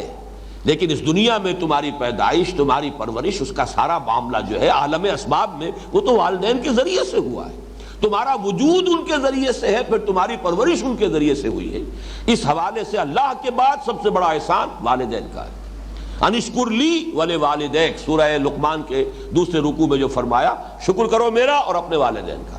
اتنا بریکٹ کیا گیا ہے 4 مقامات پر کہ اللہ کے حق کے ساتھ فوراً متصلاً والدین کا حق۔ یہاں پر بھی یہ بھی اسی کی ایک مثال ہے، لیکن یہ کہ جب کسی شخص کے اندر ادائے حقوق اور شکر کا جذبہ ہوگا تو اس کی اس نیکی اور نیک سرشت جو ہے اس کا ایک تقاضا خود بخود ہوگا کہ آگے بل کر وذی القربی والیتامی والمساکین، اور یہ کہ قرابت داروں کے ساتھ بھی حسن سلوک کرو۔ یہ سب احسان ہی کے تابع آ رہا ہے، حسن سلوک قرابت داروں کے ساتھ بھی، والیتامی اور یتیموں کے ساتھ، اور مساکین محتاج۔ مسکین سے مراد وہ شخص ہے جو کسی وجہ سے کوئی کم ہمتی ایسی ہو گئی ہے، وہ جسمانی ہو نفسیاتی ہو، چاہے وہ صرف نیورستھینیا ہی ہے جس کی وجہ سے کہ اعصاب ڈھیلے پڑ گئے ہیں، آدمی کے اندر کام کرنے کا، محنت کرنے کا کی ہمت باقی نہیں رہی ہے، جو بھی ہو جائے، مسکنت کہتے ہیں اسے، کم ہمتی، بے ہمتی، یہ مسکنت ہے۔ تو جو بھی لوگ معاشرے کے اندر ایسے ہیں، اب تمہارے اوپر ان کے حقوق ہیں۔ سورہ بنی اسرائیل میں تو لفظ حق آیا ہے، وَآتِ ذَا الْقُرْبَى حَقَّهُ وَالْمِسْكِينَ وَابْنَ السَّبِيلِ، در حقیقت ان کا حق ہے تمہارے اوپر۔ یہاں وہ احسان ہی کے تابع ہو کر وَبِالْوَالِدَيْنِ إِحْسَانًا وَذِي الْقُرْبَى وَالْيَتَامَى وَالْمَسَاكِينَ وَقُولُوا لِلنَّاسِ حُسْنًا، اور لوگوں سے اچھی بات کرو۔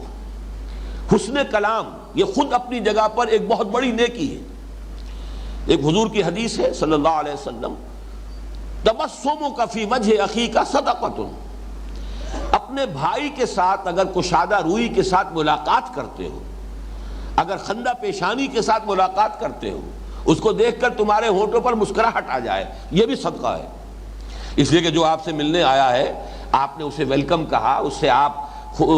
بجائے ترش روئی کے خندہ پیشانی کے ساتھ ملے، اس سے اس کا بھی انبساط ہوگا۔ لیکن یہ کہ اگر معاملہ عبوساً قمطریرہ بن کر آپ نے اسے ویلکم کہا تو وہ بھی اب گھبرائے گا، میں خامخواہ کاہے کو آ گیا، پچھتائے گا۔ تو اس سے یہ کہ یہ جو خندہ روئی ہے اور یہ انسان خندہ پیشانی کے ساتھ اپنے بھائی سے ملاقات کرتا ہے، حضور نے اسے صدقے سے تعبیر کیا، تبسمک فی وجہ اخیک صدقۃ۔ تو یہاں پر بھی قولوا للناس حسنا، ایک تو یہ کہ عام قول، معاشرے کے اندر اچھی بات کہو، اس میں مراد امر بالمعروف بھی ہو سکتا ہے، لوگوں سے کو بھلائی کی تلقین کرو، بھلے مشورے دو، نیکی کی طرف دعوت دو، دعوت الی الخیر، وہ تمام چیزیں اگر قولوا للناس حسنا کو عام پر رکھا جائے، الفاظ کا جو عموم ہے، تو اس میں ساری چیزیں آ جائیں گی۔ لیکن یہ کہ ایک اس میں خاص نقطہ یہ ہے کہ یتیم اور مسکین، ان کے ساتھ اگر آپ کسی وقت کوئی بات ان کے ساتھ تعاون نہیں کر سکتے، تب بھی کم سے کم نرم بات کر کے ان کے دل کو تو ہاتھ میں لینے کی کوشش کرو، جھڑکو نہیں۔ اما السائل فلا تنہر، چنانچہ قرآن مجید میں سورہ نساء کی آیت نمبر 5 میں بھی قولوا لهم قولا معروفا، یعنی یہ کہ اگر سائلین آ گئے ہیں یا کوئی سفہاء ہے، کم سمجھ لوگ ہیں، معاشرے کے ہیں جو وہ اپنی ذمہ داریوں کو اب نہیں سمجھ رہے، نہیں ادا کر پا رہے، تو ان کے ساتھ یہ ہے کہ جو بھلائی کر سکتے ہو کرو، اور یہ کہ ان کے ساتھ بات تو کم سے کم جو ہے وہ نرمی کے ساتھ کرو، قولا معروفا۔ پھر یہی بات جو ہے آیت نمبر 8 میں بھی آئی ہے، قولا معروفا۔ آیت نمبر 9 میں سورہ نساء میں وَلْيَقُولُوا قَوْلًا سَدِيدًا، کہیں معروف کا لفظ آیا، کہیں سیدھی بات کرو۔ سورہ بقرہ میں فرمایا گیا قول معروف ومغفرۃ خیر من صدقۃ یتبعها اذى، کہ کسی کے ساتھ بات اچھی کی جائے، اور اگر اس نے کہیں سائل نے یا کسی آپ کے قرابت دار نے آپ کے ساتھ جو ہے درستی کے ساتھ بھی کلام کیا ہے، چاہے وہ اپنی احتیاط ہی کے لیے مدد مانگنے آیا تھا، لیکن انداز اس نے جو اختیار کیا ہے وہ آپ کے لیے ناپسندیدہ ہے، تو معاف کیجئے اس کو، اور اس کے ساتھ نیک رویہ رکھیے، نیک اچھی نرم بات کیجئے۔ یہ کہیں بہتر ہے اس سے کہ آپ تھوڑا بہت صدقہ بھی دے دیں، لیکن پھر بات ایسی کریں کہ جس سے جو ہے اس کا دل جو ہے وہ زخمی ہو جائے، اس کے عزت نفس مجروح ہو جائے۔ تو اس سے تو بہتر یہ ہے کہ تم نرم بات کہہ کر اور معاف کر کے اس سے جو ہے معذرت کر لو۔ اور یہ سورہ بنی اسرائیل میں تو یہ مضمون جو آیا ہے وہ تقریباً اسی ربط کے ساتھ آیا ہے، وَإِمَّا تُعْرِضَنَّ عَنْهُمُ ابْتِغَاءَ رَحْمَةٍ مِّن رَّبِّكَ تَرْجُوهَا فَقُل لَّهُمْ قَوْلًا مَّيْسُورًا، اگر تمہیں قرابت داروں سے اور مانگنے والوں سے اور مسافروں سے جن کا وہاں پر حق گنوایا گیا ہے اعراض کرنا ہی پڑ جائے، اس لیے کہ تم خود اپنے رب کی رحمت کے امیدوار ہو، یعنی یہ کنایا ہے اس سے کہ تم اس وقت خود جو ہے تمہارے پاس کچھ دولت نہیں ہے، پیسہ نہیں ہے، تم اس پوزیشن میں نہیں ہو کہ ان کی کوئی مدد کر سکو، تو قل لہم قولا میسورا، تو قولا میسور، قولا سدید، قولا معروفا، یہ تمام الفاظ جو آتے ہیں ایسے مواقع پر کہ جہاں سائلین یا جو بھی محتاج ہیں ان کا تذکرہ ہے، تو یہ ہو سکتا ہے کہ یہاں پر بھی خاص طور پر یہاں قولوا للناس حسنا میں اسی کی طرف اشارہ ہو۔ وَأَقِیمُوا الصَّلَاةَ وَآتُوا الزَّکَاةَ، اب چونکہ ایک طرف آیا تھا اللہ تعالیٰ کی بندگی،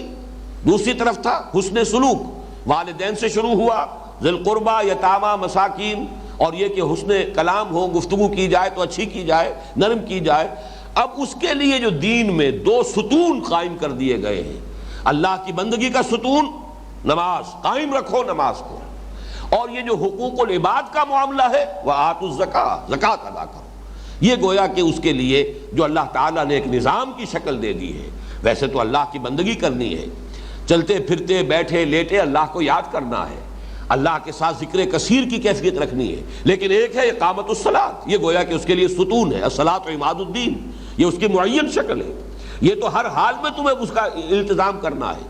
اسی طریقے سے زکوٰۃ جو ہے وہ ایک معین ہے، اس کی پابندی تو کرنی ہی کرنی ہے، باقی اس سے بھی زیادہ دو، جیسے کہ حضور نے فرمایا کہ ان فی المال لحقا سوی الزکاۃ، منتخب نصاب کے درس نمبر 2 میں آیت البر کے ضمن میں یہ حدیث جو ہے ہم پڑھ چکے ہیں کہ ہرگز یہ نہ سمجھنا کہ بس زکوٰۃ دے دی ہے تو بس جو بھی حق تھا مال میں تم دوسروں کا، غرباء کا، بس وہ سارا کا سارا ادا ہو گیا۔ ان فی المال لحقا سوی الزکاۃ، زکوٰۃ کے علاوہ بھی ہے، اور حضور نے پھر وہی آیت مبارکہ جو ہے آیت بر تلاوت فرمائی، لیس البر ان تولوا وجوہکم قبل المشرق والمغرب ولکن البر من آمن باللہ والیوم الآخر والملائکۃ والکتاب والنبیین وآتى المال على حبه ذوي القربى واليتامى والمساكين وابن السبيل والسائلين وفي الرقاب وأقام الصلاة وآتى الزكاة۔ آتى الزكاة تو علیحدہ آ گیا، وہ جو معین نظام ہے وہ تو علیحدہ ہے، تو پہلے جو کہا گیا ہے کہ وآتى المال على حبه ذوي القربى واليتامى والمساكين وابن السبيل، یہ تو گویا کہ اس پر اضافی ہے۔ تو حضور نے اپنے اس قول کے لیے دلیل کے طور پر اس آیت مبارکہ کی تلاوت فرمائی، اور آپ کا قول کیا تھا؟ ان فی المال لحقا سوی الزکاۃ، کبھی یہ نہ سمجھنا کہ بس زکوٰۃ اگر ادا کر دی ہے تو سارا حق ادا ہو گیا، یقیناً تمہارے مال میں زکوٰۃ کے علاوہ بھی حق ہے، غرباء کا، محتاجوں کا، محرومین کا، سائلین کا، ذوی القربہ کا، ان کے حقوق جو ہے صرف زکوٰۃ پر آ کر ختم نہیں ہو جاتے۔ یہاں بھی اسی کی مثال ہے، وَأَقِیمُوا الصَّلَاةَ وَآتُوا الزَّکَاةَ ثُمَّ تَوَلَّیْتُمْ إِلَّا قَلِیلًا مِنکُم، یہ تو تم سے عہد لیا گیا تھا، قول و قرار لیا گیا تھا تمہارے ایلڈرز سے، جبکہ کوہ طور ان کے سروں پر معلق کر دیا گیا تھا، تمہارے سرکردہ 70 افراد تھے وہ جو حضرت موسیٰ علیہ السلام کے ساتھ گئے تھے، اور وہاں جب تورات کے وہ شریعت دے کر اور تم سے قول و قرار پختہ لیا گیا تھا، لیکن تمہارا حال یہ رہا ثُمَّ تَوَلَّیْتُمْ إِلَّا قَلِیلًا مِنکُم، پھر تم نے روگردانی کی، پیٹھ موڑ لی، اس عہد کو پورا نہیں کیا، طرح طرح سے بہانے بنا کر اس سے پہلوتہی کی راہ اختیار کی۔ ایک بہانہ تو وہ ہم پڑھ چکے ہیں کہ سبت کا قانون کیسے توڑا تم نے، کہ مچھلی پکڑی تو نہیں ہفتے کے روز، لیکن ہفتے کے روز ساری محنت ہوتی رہی، سارا وقت صرف ہو گیا اسی میں کہ وہ گڑھے کھود کھود کر سمندر کا پانی مچھلیوں سمیت وہ تالاب بنا لیے جائیں، تاکہ یہ کہ پھر اتوار کو جا کر پکڑ لیں۔ تو وہ روح دین ختم، اس لیے کہ وہ تو اس لیے تھا کہ پورا ہفتے کا دن تم صرف کرو اللہ کی یاد میں، عبادت میں، تلاوت میں، تورات کی تلاوت کرو، تعلیم و تعلم کا معاملہ ہو، سمجھنے سمجھانے کا ہو، آپس میں مذاکرہ ہو رہا ہو تورات کا،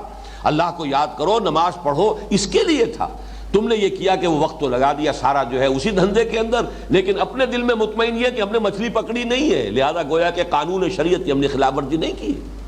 یہ بھی بالکل وہی بات ہے کہ اندر سے وہی دیمک چٹ کر چکی ہے، لیکن اوپر ونیئر لگا ہوا ہے، لکڑی کی ایک تختی سی جو ہے وہ اس نے چھوڑ دی ہے، تاکہ جو ہے گھر والا جو ہے اسے یہ خیال نہ ہو کہ میری چوکھٹ جو ہے وہ ختم ہو گئی، بلکہ دھوکے ہی کے اندر رہے کہ چوکھٹ تو کھڑی ہے، جبکہ حقیقت میں وہ دیمک جو ہے اندر سے اسے کھوکھلا کر چکی ہے۔ تو تم نے بھی شریعت کے ساتھ یہی تم نے مذاق کیا ہے، یہی کھیل کھیلا ہے۔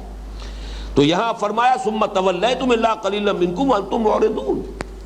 یہ انتم معرضون، تمہارے اندر اعراض، پہلوتہی کرنا، کسی طریقے سے شریعت کی پابندیوں سے اپنے آپ کو بچانا، اس کا رجحان جو ہے نہایت راسخ تھا، پختہ تھا۔ یہ تم نے جو کچھ کیا ہے نیت کے ساتھ کیا، ارادے کے ساتھ کیا، وانتم معرضون، یہ ایسا نہیں ہے کہ مغالطے میں ہوا ہو۔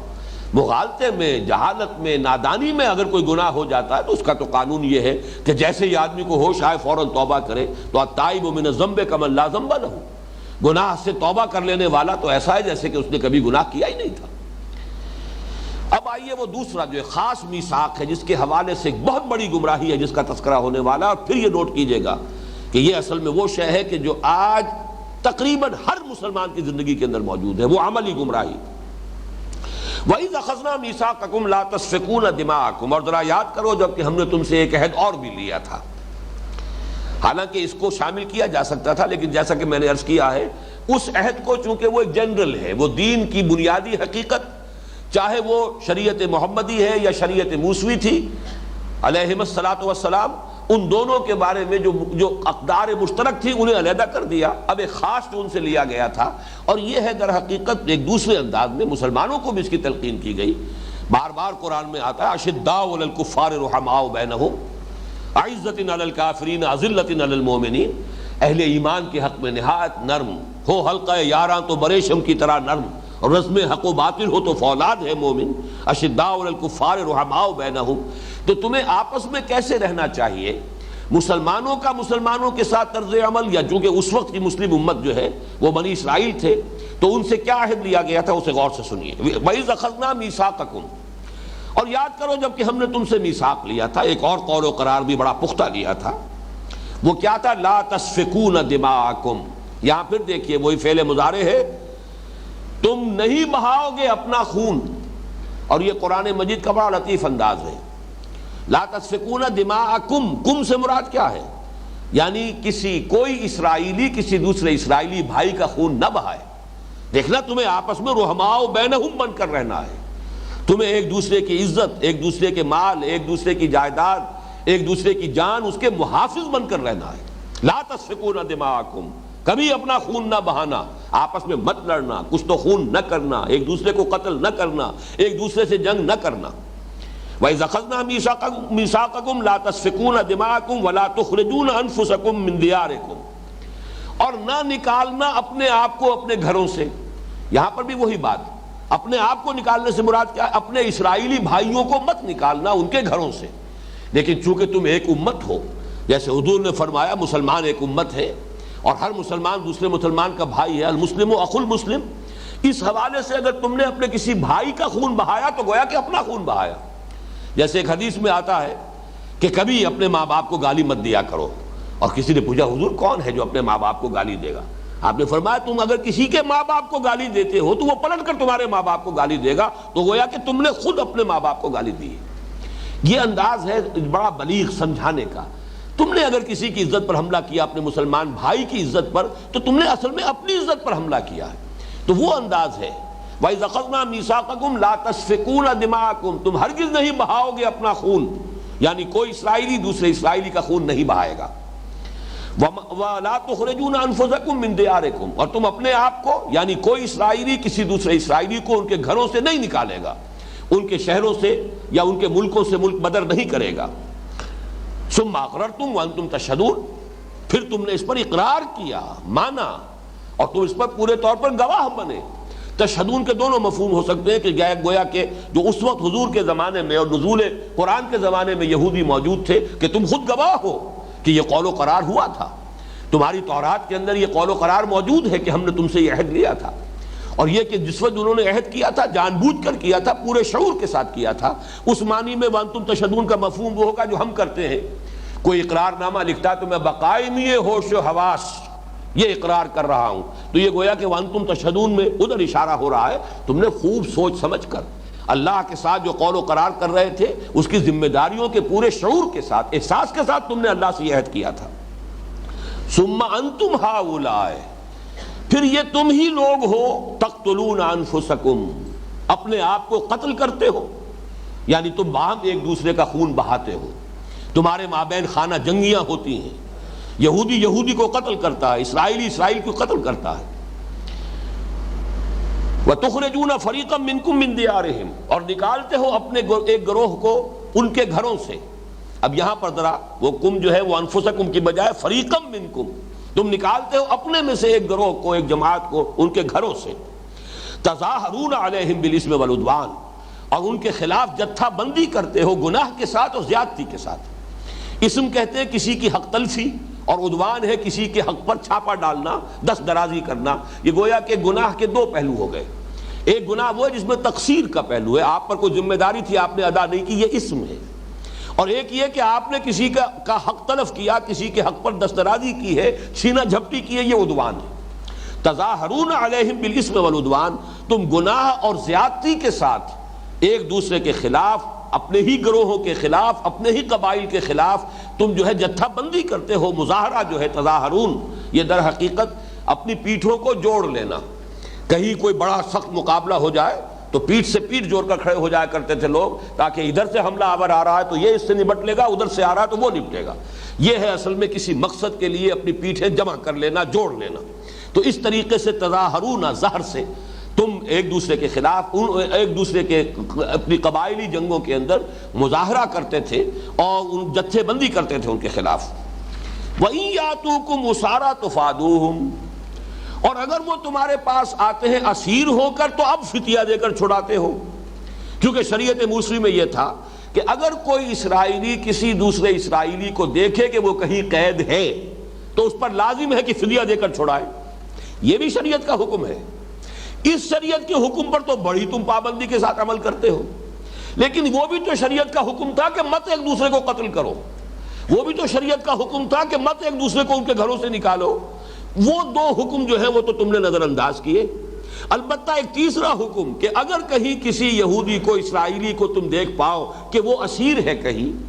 اب اسیری ہوا کرتی تھی، کوئی مقروض ہے قرض نہیں ادا کر پایا تو وہ کہیں اسیر ہے تو اس کا قرض ادا کرو، اسے چھڑواؤ، تم پر لازم ہے کیونکہ تمہاری امت کا فرد ہے، لہذا تم فدیہ دے کر چھڑاؤ۔ یا یہ کہ کہیں اسی طریقے سے باہمی خانہ جنگی کے اندر کسی دشمن کے ہتھے چڑھ گیا کوئی اسرائیلی، وہ میں اس کا تاریخی پس منظر ابھی آپ کے سامنے عرض کروں گا کہ 3 ادوار کے حوالے سے اس کو سمجھ لیجئے کہ ہوتا کیا تھا۔ پہلی بات یہ کہ حضرت موسیٰ علیہ السلام کے زمانے میں تو آپ کو معلوم ہے کہ کوئی ایک اسرائیلی ریاست قائم نہیں ہوئی، اس لیے کہ جنگ کا موقع جب آیا تھا کورا جواب پوری قوم نے دے دیا۔ 6 لاکھ افراد تھے، حالانکہ ایکسوڈس جو ہے، بک آف ایکسوڈس، کتاب الخروج یا سفر خروج جو تورات کی ہے، اس میں گنتی دے رکھی ہے، 12 قبیلے، اتنے مرد، اتنے عورتیں، اتنے بچے فلاں قبیلے کے، اتنے مرد، اتنی عورتیں، اتنے بچے فلاں قبیلے کے۔ تو 6 لاکھ افراد تھے 12 قبیلوں کے۔ لیکن یہ کہ جب حضرت موسیٰ علیہ السلام نے فرمایا، حکم دیا کہ اب اللہ کا حکم ہے جنگ کرو، پوری قوم نے کورا جواب دیا، فَاذْهَبْ أَنْتَ وَرَبُّكَ فَقَاتِلَا إِنَّا هَاهُنَا قَاعِدُونَ۔ موسیٰ تم جاؤ، تمہارا رب جائے، تم قتال کرو، ہم تو یہیں بیٹھے۔ حضرت موسیٰ علیہ السلام پر شدید بیزاری طاری ہوئی، اور یہ واقعہ یہ ہے کہ وہ موسیٰ جس نے ایک اسرائیلی کی محبت میں اور اس کی مدد کرتے ہوئے ایک قبطی کو ایک گھوسا لگایا تھا اور وہ اس کی جان نکال دی تھی، یہ سورہ قصص کے اندر پورا واقعہ موجود ہے کہ ایک قبطی جو تھا، اصل مصری، قوم فرعون کا فرد، اور ایک اسرائیلی محکوم فرد، ان دونوں کے درمیان جھگڑا ہو رہا تھا۔ اس اسرائیلی نے استغاثہ کیا، حضرت موسیٰ علیہ السلام سے مدد مانگی، حضرت موسیٰ علیہ السلام نے اس قبطی کو ایک گھوسا لگایا ہے، فقضا علیہ، اس کی جان نکال دی۔ اتنی حمیت موجود اپنی قوم کے لیے، لیکن وہی موسیٰ علیہ السلام ہے جو کہتے ہیں رب انی لا املک الا نفسی واخی فافرق بیننا وبین القوم الفاسقین، اے رب مجھے تو اختیار ہے تو صرف اپنی جان کا ہے اور اپنے بھائی ہارون کی جان کا ہے، باقی پوری قوم کورا جواب دے رہی ہے ہم جنگ کرنے کے لیے تیار نہیں، میں کیا کروں؟ تو اے پروردگار اب ہمیں ان سے علیحدہ کر دے، میں ان ناہنجاروں کے ساتھ مزید رہنے کے لیے تیار نہیں۔ اتنی بیزاری، اگرچہ اللہ تعالیٰ نے حضرت موسیٰ کی یہ درخواست قبول نہیں کی، حضرت موسیٰ کو ان کے ساتھ رہنا پڑا، البتہ سزا یہ دی گئی فَإِنَّهَا مُحَرَّمَةٌ عَلَيْهِمْ 40 سنہ، 40 برس تک یہ ارض مقدس فلسطین ان پر حرام رہے گی۔ اگر اس وقت یہ جنگ کرتے ابھی ہم فلسطین فتح کرا دیتے ان کے ہاتھوں اور حکومت قائم ہو جاتی، اور اگر حکومت قائم ہوتی حضرت عیسیٰ اس کے سربراہ ہوتے، جیسے کہ مدینے میں حکومت قائم ہوئی تو محمد الرسول اللہ سربراہ ہے، اور اس کے بعد جو ہے توسیع کا عمل شروع ہو گیا، چند سالوں کے اندر اندر پورا جزیرہ نماء عرب جو ہے زیر نگین آ گیا، اسلامی ریاست قائم ہو گئی، انقلاب کی تکمیل ہو گئی جزیرہ نماء عرب کی حد تک، اور پھر 24 برس کے اندر اندر کہاں اٹلانٹک سے آکسس تک وہ جو اسلام کا خلافت کا نظام قائم ہو گیا۔ لیکن چونکہ حضرت موسیٰ کے زمانے میں یہ حکومت قائم نہیں ہو سکی، حضرت موسیٰ کا انتقال، حضرت ہارون، دونوں کا انتقال انہی 40 سالوں کے دوران ہو گیا، جسے یہ جو بھی صحرائے تیہ کے اندر یہ بھٹکتے پھرے ہیں، اور وہاں کہیں پر ان کی حکومت قائم نہیں ہو سکتی۔ البتہ حضرت موسیٰ علیہ السلام کے جانشین جوشوا، حضرت یوشع ابن نون، ان کی سرکردگی میں پھر وہ نسل جو صحرا میں پیدا ہوئی ہے 40 سالوں کے دوران،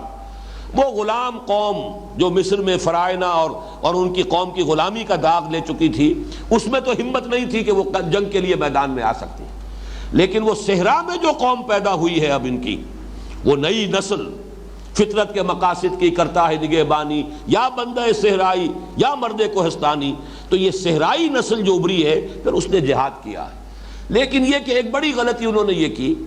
کہ فلسطین کو فتح کر کے وہاں 12 حکومتیں قائم کر دی، ہر قبیلے نے اپنی علیحدہ حکومت بنا لی بجائے اس کے کہ ایک مرکزی حکومت قائم ہوتی۔ نتیجہ یہ نکلا جب 12 حکومتیں ہوں گی تو آپس میں چپقلش بھی ہوگی، کہیں نہ کہیں کوئی اختلاف بھی ہوگا، کہیں نہ کہیں کوئی جھگڑا ہو جائے گا۔ ان جھگڑوں میں پھر وہ جو آپس کے جو مشرکین آباد تھے، یہ مختلف جو قبائل تھے، پھر ان سے مدد لیتے تھے ایک دوسرے کے خلاف۔ جیسے ہندوستان میں جب انگریز آ رہا تھا تو یہی ہو رہا تھا نا،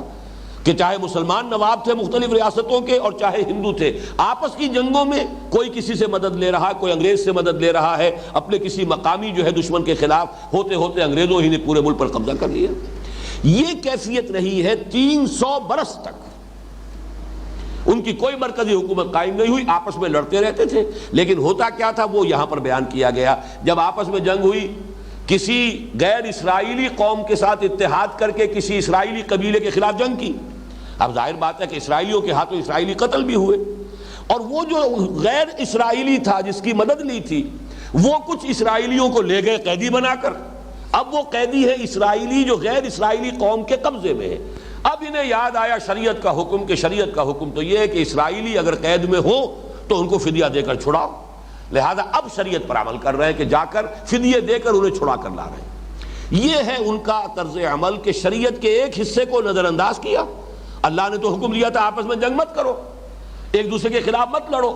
ایک دوسرے کا خون مت بہاؤ، ایک دوسرے کو ان کے گھروں سے مت نکالو، یہ سارے احکام تو نظر انداز، لیکن ایک حکم جو ہے کہ اگر اسرائیلی کہیں پر قیدی ہو تو اسے فدیہ دے کر چھڑاؤ، اس پر عمل ہو رہا ہے پورے اہتمام کے ساتھ۔ اس کے بعد ہوا یہ کہ پھر حضرت طالوت کے زمانے میں جالوت کو جب شکست دی ہے، حضرت داؤد کی حکومت قائم ہوئی، یہ ان کا گولڈن ایرا ہے 100 برس کا۔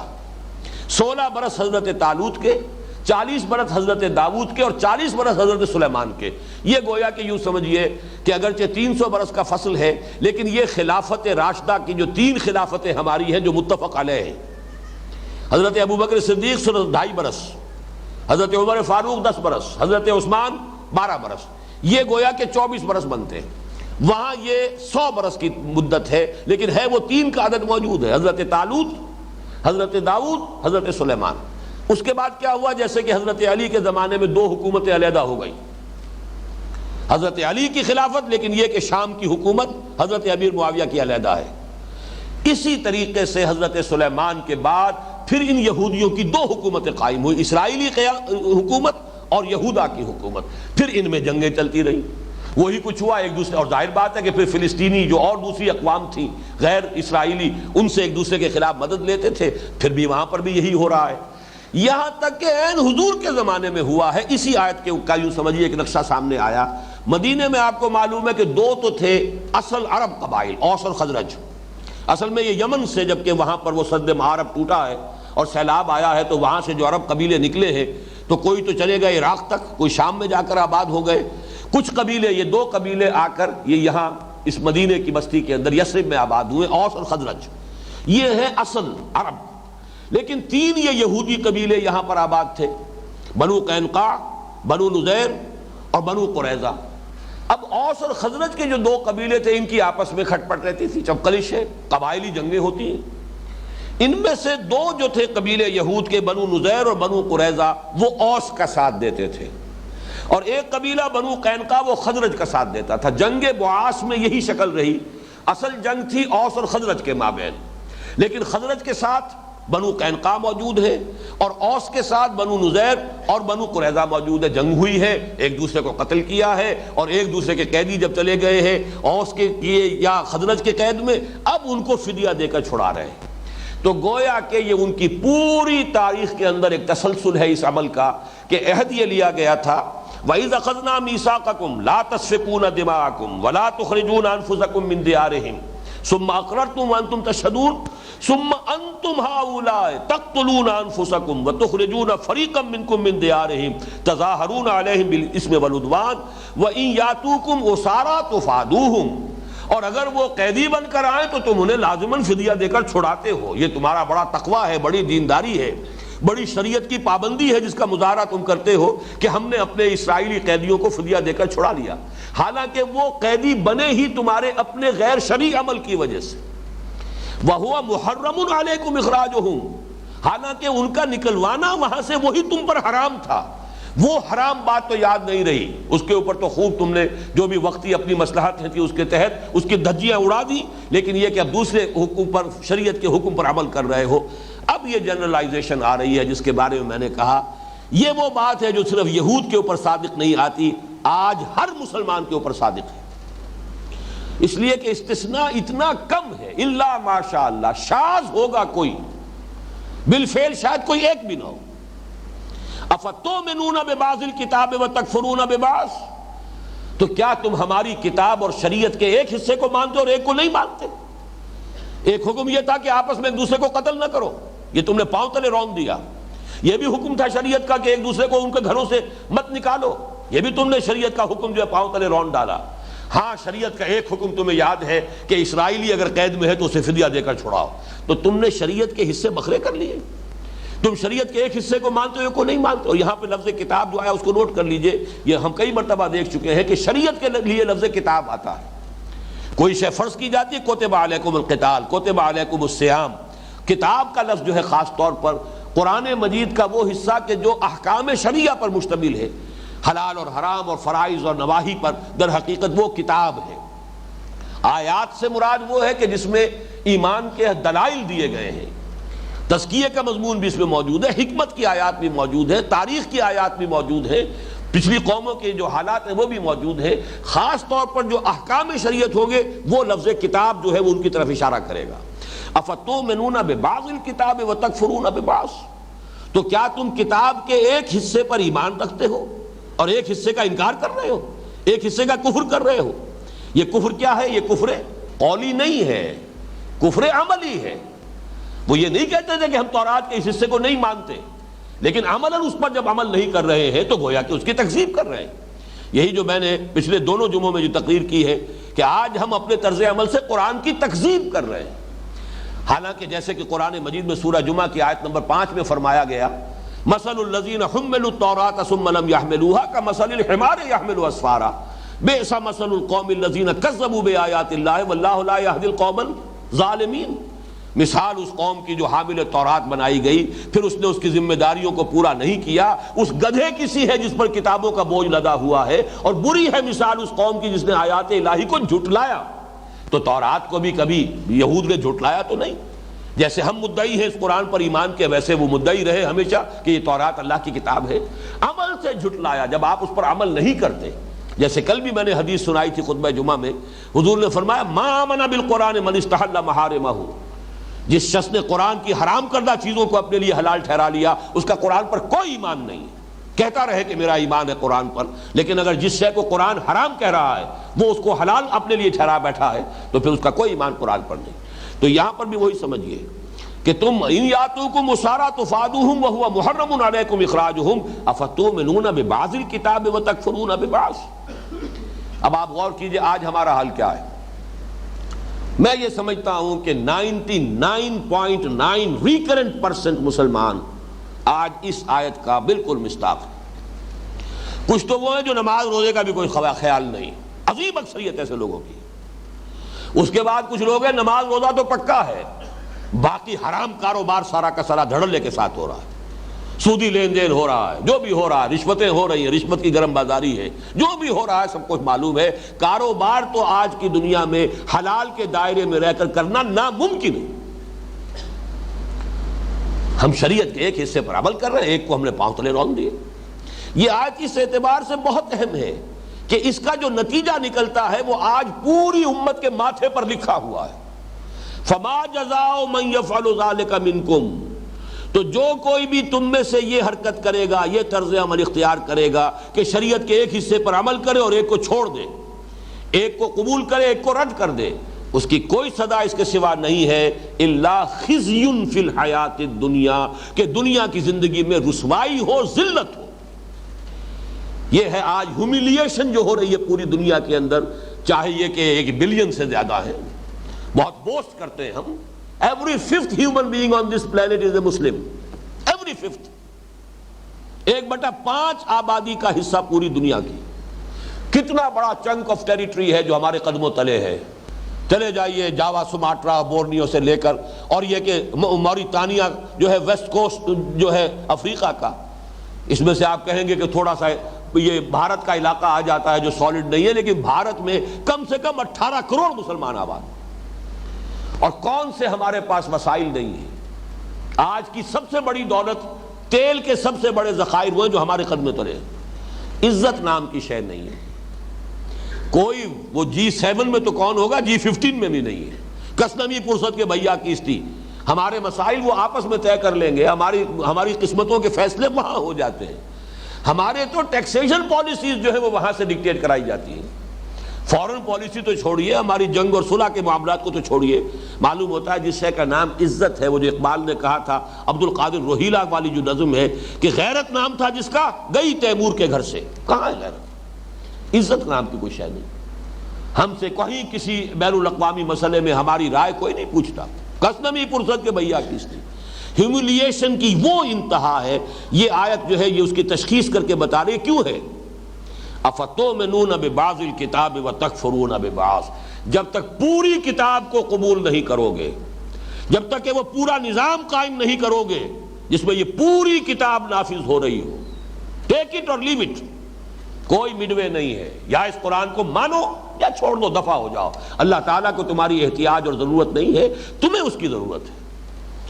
تو یہ ہے اصل میں آج کی ہماری کیفیت، الا خزی فی الحیات الدنیا، دنیا کی زندگی میں رسوائی، بے عزتی، جو بھی پامالی ہے، جو بھی اس وقت ہیوملیشن ہے پوری مسلمان امت کے لیے، پوری، اور ان میں سب برابر ہیں اس وقت۔ کون ہے شاذ کسی کا نام آپ لیا جا سکے کہ جو واقعتاً آزاد ملک اپنے پاؤں پر کھڑا ہے، اپنی پالیسیاں خود بناتا ہے؟ ایک آدھ ہے، اکثر و بیشتر کا جو بھی حال ہے وہ آپ کے علم میں۔ فما جزاء من يفعل ذلك منكم، اور دیکھ لیجئے اسی سے جو نتیجہ نکلتا ہے، یہ صورتحال ہماری ہرگز نہیں بدلے گی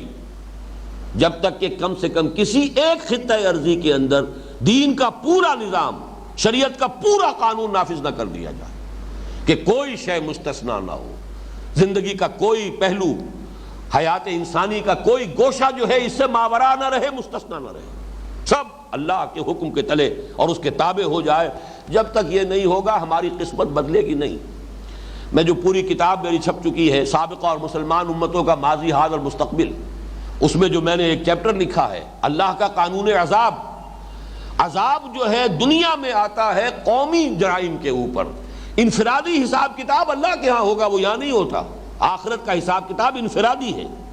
کلہم آتی ہے یوم القیامت فردا، ہر ایک کو اکیلے جا کر کھڑے ہونا ہوگا اس کٹہرے کے اندر، جواب دہی اپنی کرنی پڑے گی۔ دنیا میں معاملہ انفرادی محاسبہ نہیں، قوموں کا محاسبہ ہے۔ قومی جرائم کے اوپر اجتماعی سزا یہاں ملتی ہے۔ اسی لیے اقبال نے کہا ہے کہ فطرت افراد سے اغماض بھی کر لیتی ہے، نہیں کرتی کبھی ملت کے گناہوں کو معاف۔ افراد سے اغماض اس لیے کر لیتی ہے کہ وہ تو آخرت کا معاملہ ہے، وہاں آ کر ہر ایک کو پورا پورا حساب کتاب مل جائے گا، ہر ایک کا کارنامہ زندگی اس کے سامنے ہوگا۔ اقرا کتابک کفی بنفسک الیوم علیک حسیبا، لو بھائی خود ہی اپنا حساب دیکھ لو، تم ہی کافی ہو، تم ہی جمع جوڑ کر لو، کسی اور کی محاسب کی ضرورت ہی نہیں۔ لیکن اجتماعی معاملات یہاں طے ہوتے ہیں، اور وہی ہے جو ہمارے ساتھ ہو رہا ہے۔ ضربت علیہم الذلۃ والمسکنۃ وباؤوا بغضب من اللہ، میں نے اپنی اس کتاب میں یہی تو لکھا ہے۔ اس آیت کے مصداق تو آج مسلمان ہیں، یہودی تو نہیں ہے۔ یہودی کل 14 ملین ہے اس وقت دنیا کے اندر، 1.5 کروڑ بھی پورا نہیں، ہم اس سے 100 گنا ہیں، لیکن اس کا اثر، اس کا نفوذ، پوری دنیا کا مالیاتی نظام، پھر یہ کہ دی سول سپریم پاور آن ارتھ، وہ فرنگ کی رگے جہاں پنجہ یہود میں ہے وہ ان کے قبضے میں ہے، وہ پالیسیز ڈکٹیٹ کرا سکتے ہیں، امریکہ کو کراتے ہیں۔ کانپتا ہے صدر امریکہ کا کہ کہیں یہ یہودی لابی جو ہے کہیں میرے خلاف کوئی اسکینڈل نہ اٹھا دے، اور ہر ایک کے خلاف اتنا مواد ان کے پاس موجود ہوتا ہے جب چاہے چٹکیوں میں اڑا دے۔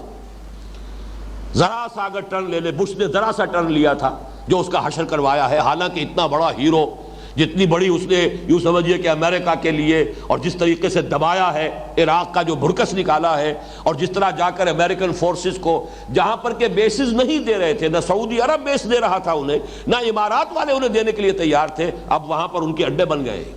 پورا تیل کا جو ذخیرہ ہے وہ ان کے قبضہ و اختیار میں ہے۔ اس کے باوجود یہودیوں سے ذرا سے ہٹ کر اگر اس نے کوئی ایک بات کی ہے، پتہ چاک، کوئی حیثیت ہی نہیں۔ پوری کتابیں لکھی گئیں، دی ڈیئر ٹو اسپیک۔ ذرا سا کسی نے اگر یہودیوں کے خلاف کبھی اگر لب کشائی کی ہے، بڑے سے بڑے پولیٹیکل لیڈر کا جو ہے اس کا جو کیریئر ہے وہ آنن فانن ختم کر دیا گیا۔ اس قدر اثر و رسوخ ہے۔ وہ ہے کل 14 ملین، 1.5 کروڑ۔ تو ضربت علیہم الذلۃ والمسکنہ کہاں ہے؟ آج کا یہودی اس کا مصداق نہیں ہے، آج ہم مصداق ہیں اس کے۔ ضربت علیہم الذلۃ والمسکنۃ وباؤوا بغضب من اللہ۔ یہ صورتحال بہرحال اس کو بدلنا بھی ہے، اس کا جو اینڈ رزلٹ ہے وہ کچھ اور آئے گا، لیکن یہ کہ میری گفتگو کا اس وقت وہ موضوع نہیں ہے، وہ تو میری اس کتاب میں موجود ہے۔ اس آیت پر غور کیجئے کہ یہ طریقے ہوتے ہیں شریعت کو ماننے والوں میں جب اضمحلال ہوتا ہے، یا تو جیسے وہ سبت والوں نے کیا، حکم پر عمل کر رہے ہیں لیکن روح غائب، مچھلیاں تو نہیں پکڑی ہفتے کے روز لیکن گڑھے کھودنے میں لگے رہے، تاکہ جو اصل مقصد تھا شریعت کا وہ تو غتربود، لیکن یہ کہ بہرحال اس شریعت کی ظاہری شکل جو ہے وہ برقرار۔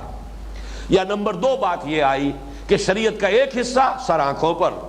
نماز پڑھیں گے جی، روزہ رکھیں گے، تراویح پڑھیں گے، سب کچھ کریں گے، ختم قرآن کریں گے، یہ ہوگا سب ہوگا، لیکن یہ سود کے بغیر تو دھندا چلتا نہیں، رشوت کے بغیر کام ہمارا چلتا نہیں۔ وہ ہر ایک نے کوئی نہ کوئی ایک گناہ کبیرہ، ہماری سوسائٹی کے ہر طبقے نے ایک گناہ کبیرہ اپنے لیے حلال کیا ہوا۔ ملازم پیش آئیں تو چاہے وہ جو سرکاری اختیارات میں خیانت ہے، چاہے امانت ان کے پاس ہے اس میں خیانت ہے، چاہے رشوت ہے، انہوں نے وہ کیا کریں جی، تنخواہوں میں گزارا نہیں ہوتا۔ کاروبار والوں نے سود کو، بلیک مارکیٹنگ کو، حلف نامے جھوٹے، حساب کتاب جو پیش کرتے ہیں انکم ٹیکس کے جھوٹے حلف نامے، یہ تو کیا کریں، یہ مجبوری ہے۔ باقی مسجدیں بنا دیں گے، تمہاری مسجد میں آ کے قالین ڈال دیں گے، اعلیٰ سے اعلیٰ جو ہے اس کے لیے فانوس لا کے لگا دیں گے، یہ اپنی جگہ ہے، لیکن یہ کہ بہرحال شریعت کا یہ حکم جو ناقابل عمل ہے۔ افتؤمنون ببعض الکتاب وتکفرون ببعض، اور یہ ان کا حال ہے جو شریعت پر کوئی عمل کرتے ہیں۔ باقی چھوڑیے ان کو جن کی زندگیوں سے شریعت خارج ہو چکی، جنہیں یہ بھی پتہ نہیں کہ جمعے کا دن کون سا ہوتا ہے، ہفتے میں کب آتا ہے کب جاتا ہے۔ وہ تو اب چونکہ چھٹی ہوتی ہے اس لیے پتہ چل جائے تو چل جائے کہ آج جمعے کا دن ہے، ورنہ ہمارے معاشرے میں وہ لوگ بھی ہیں جنہیں پتہ ہی نہیں ہوتا تھا جمعہ کب آیا اور گیا۔ تو وہ تو شریعت سے بالکل ہی گویا کہ اپنے طور پہ آزاد کر چکے، لیکن یہ کہ جو شریعت پر عمل کرتے ہیں ان کا عمل یہ ہے افتؤمنون ببعض الکتاب وتکفرون ببعض فما جزاء من يفعل ذلك منكم الا خزي في الحیاۃ الدنیا۔ اور سخت تر الفاظ آگے آ رہے ہیں، دنیا کی زندگی میں تو بے عزتی رسوائی ہوگی، وَيَوْمَ الْقِيَامَةِ يُرَدُّونَ إِلَىٰ أَشَدِّ الْعَذَابِ، اور قیامت کے دن جھونک دیے جائیں گے شدید ترین عذاب میں۔ یہ اشد کا لفظ آ رہا ہے، نوٹ کر لیجئے، اور یہی صیغہ ہے افعل التفضیل کا جو منافقین کے لیے آیا ہے۔ ان المنافقین فی الدرک الاسفل من النار، اسفل، منافق جہنم کے سب سے نچلے طبقے میں ہوں گے۔ کفر کے مقابلے میں اللہ تعالیٰ کو نفاق سے زیادہ نفرت ہے، نفاق زیادہ ناپسند ہے کفر کے مقابلے میں۔ کافر تو کھلا کھلا کہہ رہا ہے نا میں نہیں مانتا، بات ختم ہو گئی۔ یہ کہتے ہیں ہم مانتے ہیں اور پھر عمل یہ کر رہے ہیں، ان کی جسارت یہ، ڈٹائی کا یہ عالم ہے، یہ جو ہے استہزاء ہے، تمسخر ہے، اور یہ یقیناً اللہ کے غضب کو بھڑکانے والی بات۔ کبر مقتا عند اللہ ان تقولوا ما لا تفعلون، اللہ کے غضب کو بھڑکانے والی ہے یہ بات کہ تم کہو جو کرتے نہیں ہو۔ اسی لیے یہاں پر آیا وَيَوْمَ الْقِيَامَةِ يُرَدُّونَ إِلَىٰ أَشَدِّ الْعَذَابِ وَمَا اللَّهُ بِغَافِلٍ عَمَّا تَعْمَلُونَ، اور جان لو اللہ ناواقف نہیں ہے، غافل نہیں ہے اس سے کہ جو تم کر رہے ہو۔ تم اپنے ظاہری لبادوں سے، اپنے زبانی دعووں سے اللہ کو دھوکہ نہیں دے سکتے، تم خلق خدا کو دھوکہ دے سکتے ہو، ان کی زبانیں بند کر دو گے، ریشنلائز کرو گے اپنے ایٹیچیوڈ کو، بڑی جسٹیفیکیشن اس کے لیے فراہم کر لو گے جو چاہو گے، دنیا والوں کو چپ کرا لو گے. وَمَا اللَّهُ بِغَافِلٍ عَمَّا تَعْمَلُونَ, اللہ غافل نہیں ہے, ناواقف نہیں ہے.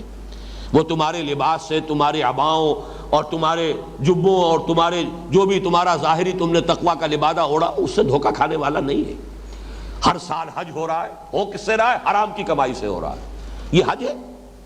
عمرہ ہو رہا ہے, ہر سال رمضان میں عمرہ ہو رہا ہے, کس کمائی سے ہو رہا ہے؟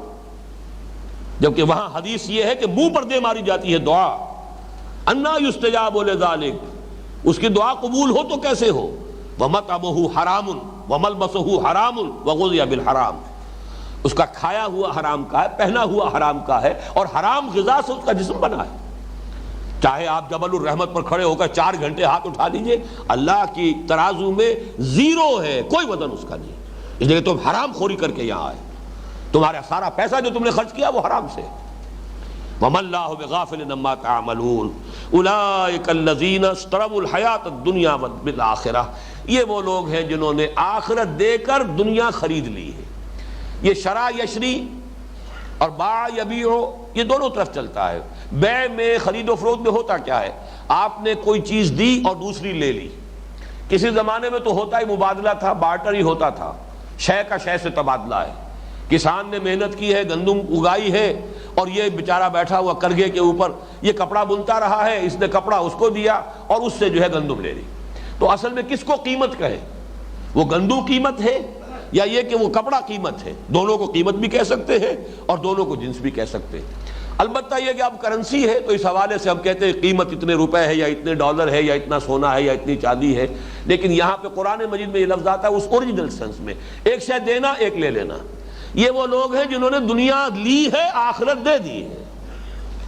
اولئک الذین اشتروا الحیاۃ الدنیا بالآخرہ, آخرت کے عوض آخرت دے کر دنیا خرید لی ہے. فلا یخفف عنہم العذاب ولا هم ینصرون, تو نہ ان پر سے عذاب کی تخفیف ہوگی, کبھی عذاب سخت سے سخت تر ہوتا چلا جائے گا, تخفیف نہیں ہوگی, نہ ہی ان کی کسی جانب سے کوئی مدد ہو سکے گی. اللہ تعالیٰ سے پناہ مانگیے اور دعا کیجئے کہ اللہ تعالیٰ ہمیں دین پر, لیکن پورے دین پر, ادخلوا فی السلم کافہ, پورے دین پر عمل پیرا ہونے کی توفیق عطا فرمائے. اور اگر بالفرض کسی کے لیے اس وقت پورے دین پر عمل کرنا ممکن نہیں ہے, دین کا ایک حصہ وہ ہے جو میرے اختیار ہی میں نہیں ہے. میرے اختیار میں نہیں ہے کہ چور کا ہاتھ کاٹ سکوں جب تک کہ نظام نہ بدلے اور یہ قانون نافذ نہ ہو. لیکن جو چیز میرے اختیار میں ہے اس وقت, چاہے اس میں بھوک آ جائے کوئی پرواہ نہیں, وہ تو وَلَنَبْلُوَنَّكُمْ بِشَيْءٍ مِّنَ الْخَوْفِ وَالْجُوعِ وَنَقْصٍ مِّنَ الْأَمْوَالِ وَالْأَنفُسِ وَالثَّمَرَاتِ, اس کی تو پیشگی تنبیہ موجود تھی. لیکن یہ ہے کہ جو میرے اختیار ہی میں نہیں ہے اس کا کفارہ ادا ہوگا. تن من دھن لگا دو اس نظام کو بدل کر اس نظام کو قائم کرنے میں, یہ گویا کہ تمہاری جد و جہد کفارہ بن جائے گی. اللہ تعالیٰ اسے قبول کرے گا کہ میرے اس بندے نے اس غلط نظام کے اندر پھلنے اور پھولنے پر اپنی محنتیں صرف نہیں کی ہے, بلکہ میرے اس بندے نے اس نظام کو بدلنے پر اپنی تمام توانائیاں صرف کر دی ہیں. یہ کفارہ ہوگا اس کا. اقول قولی ھذا واستغفر اللہ لی ولکم ولسائر المسلمین والمسلمات.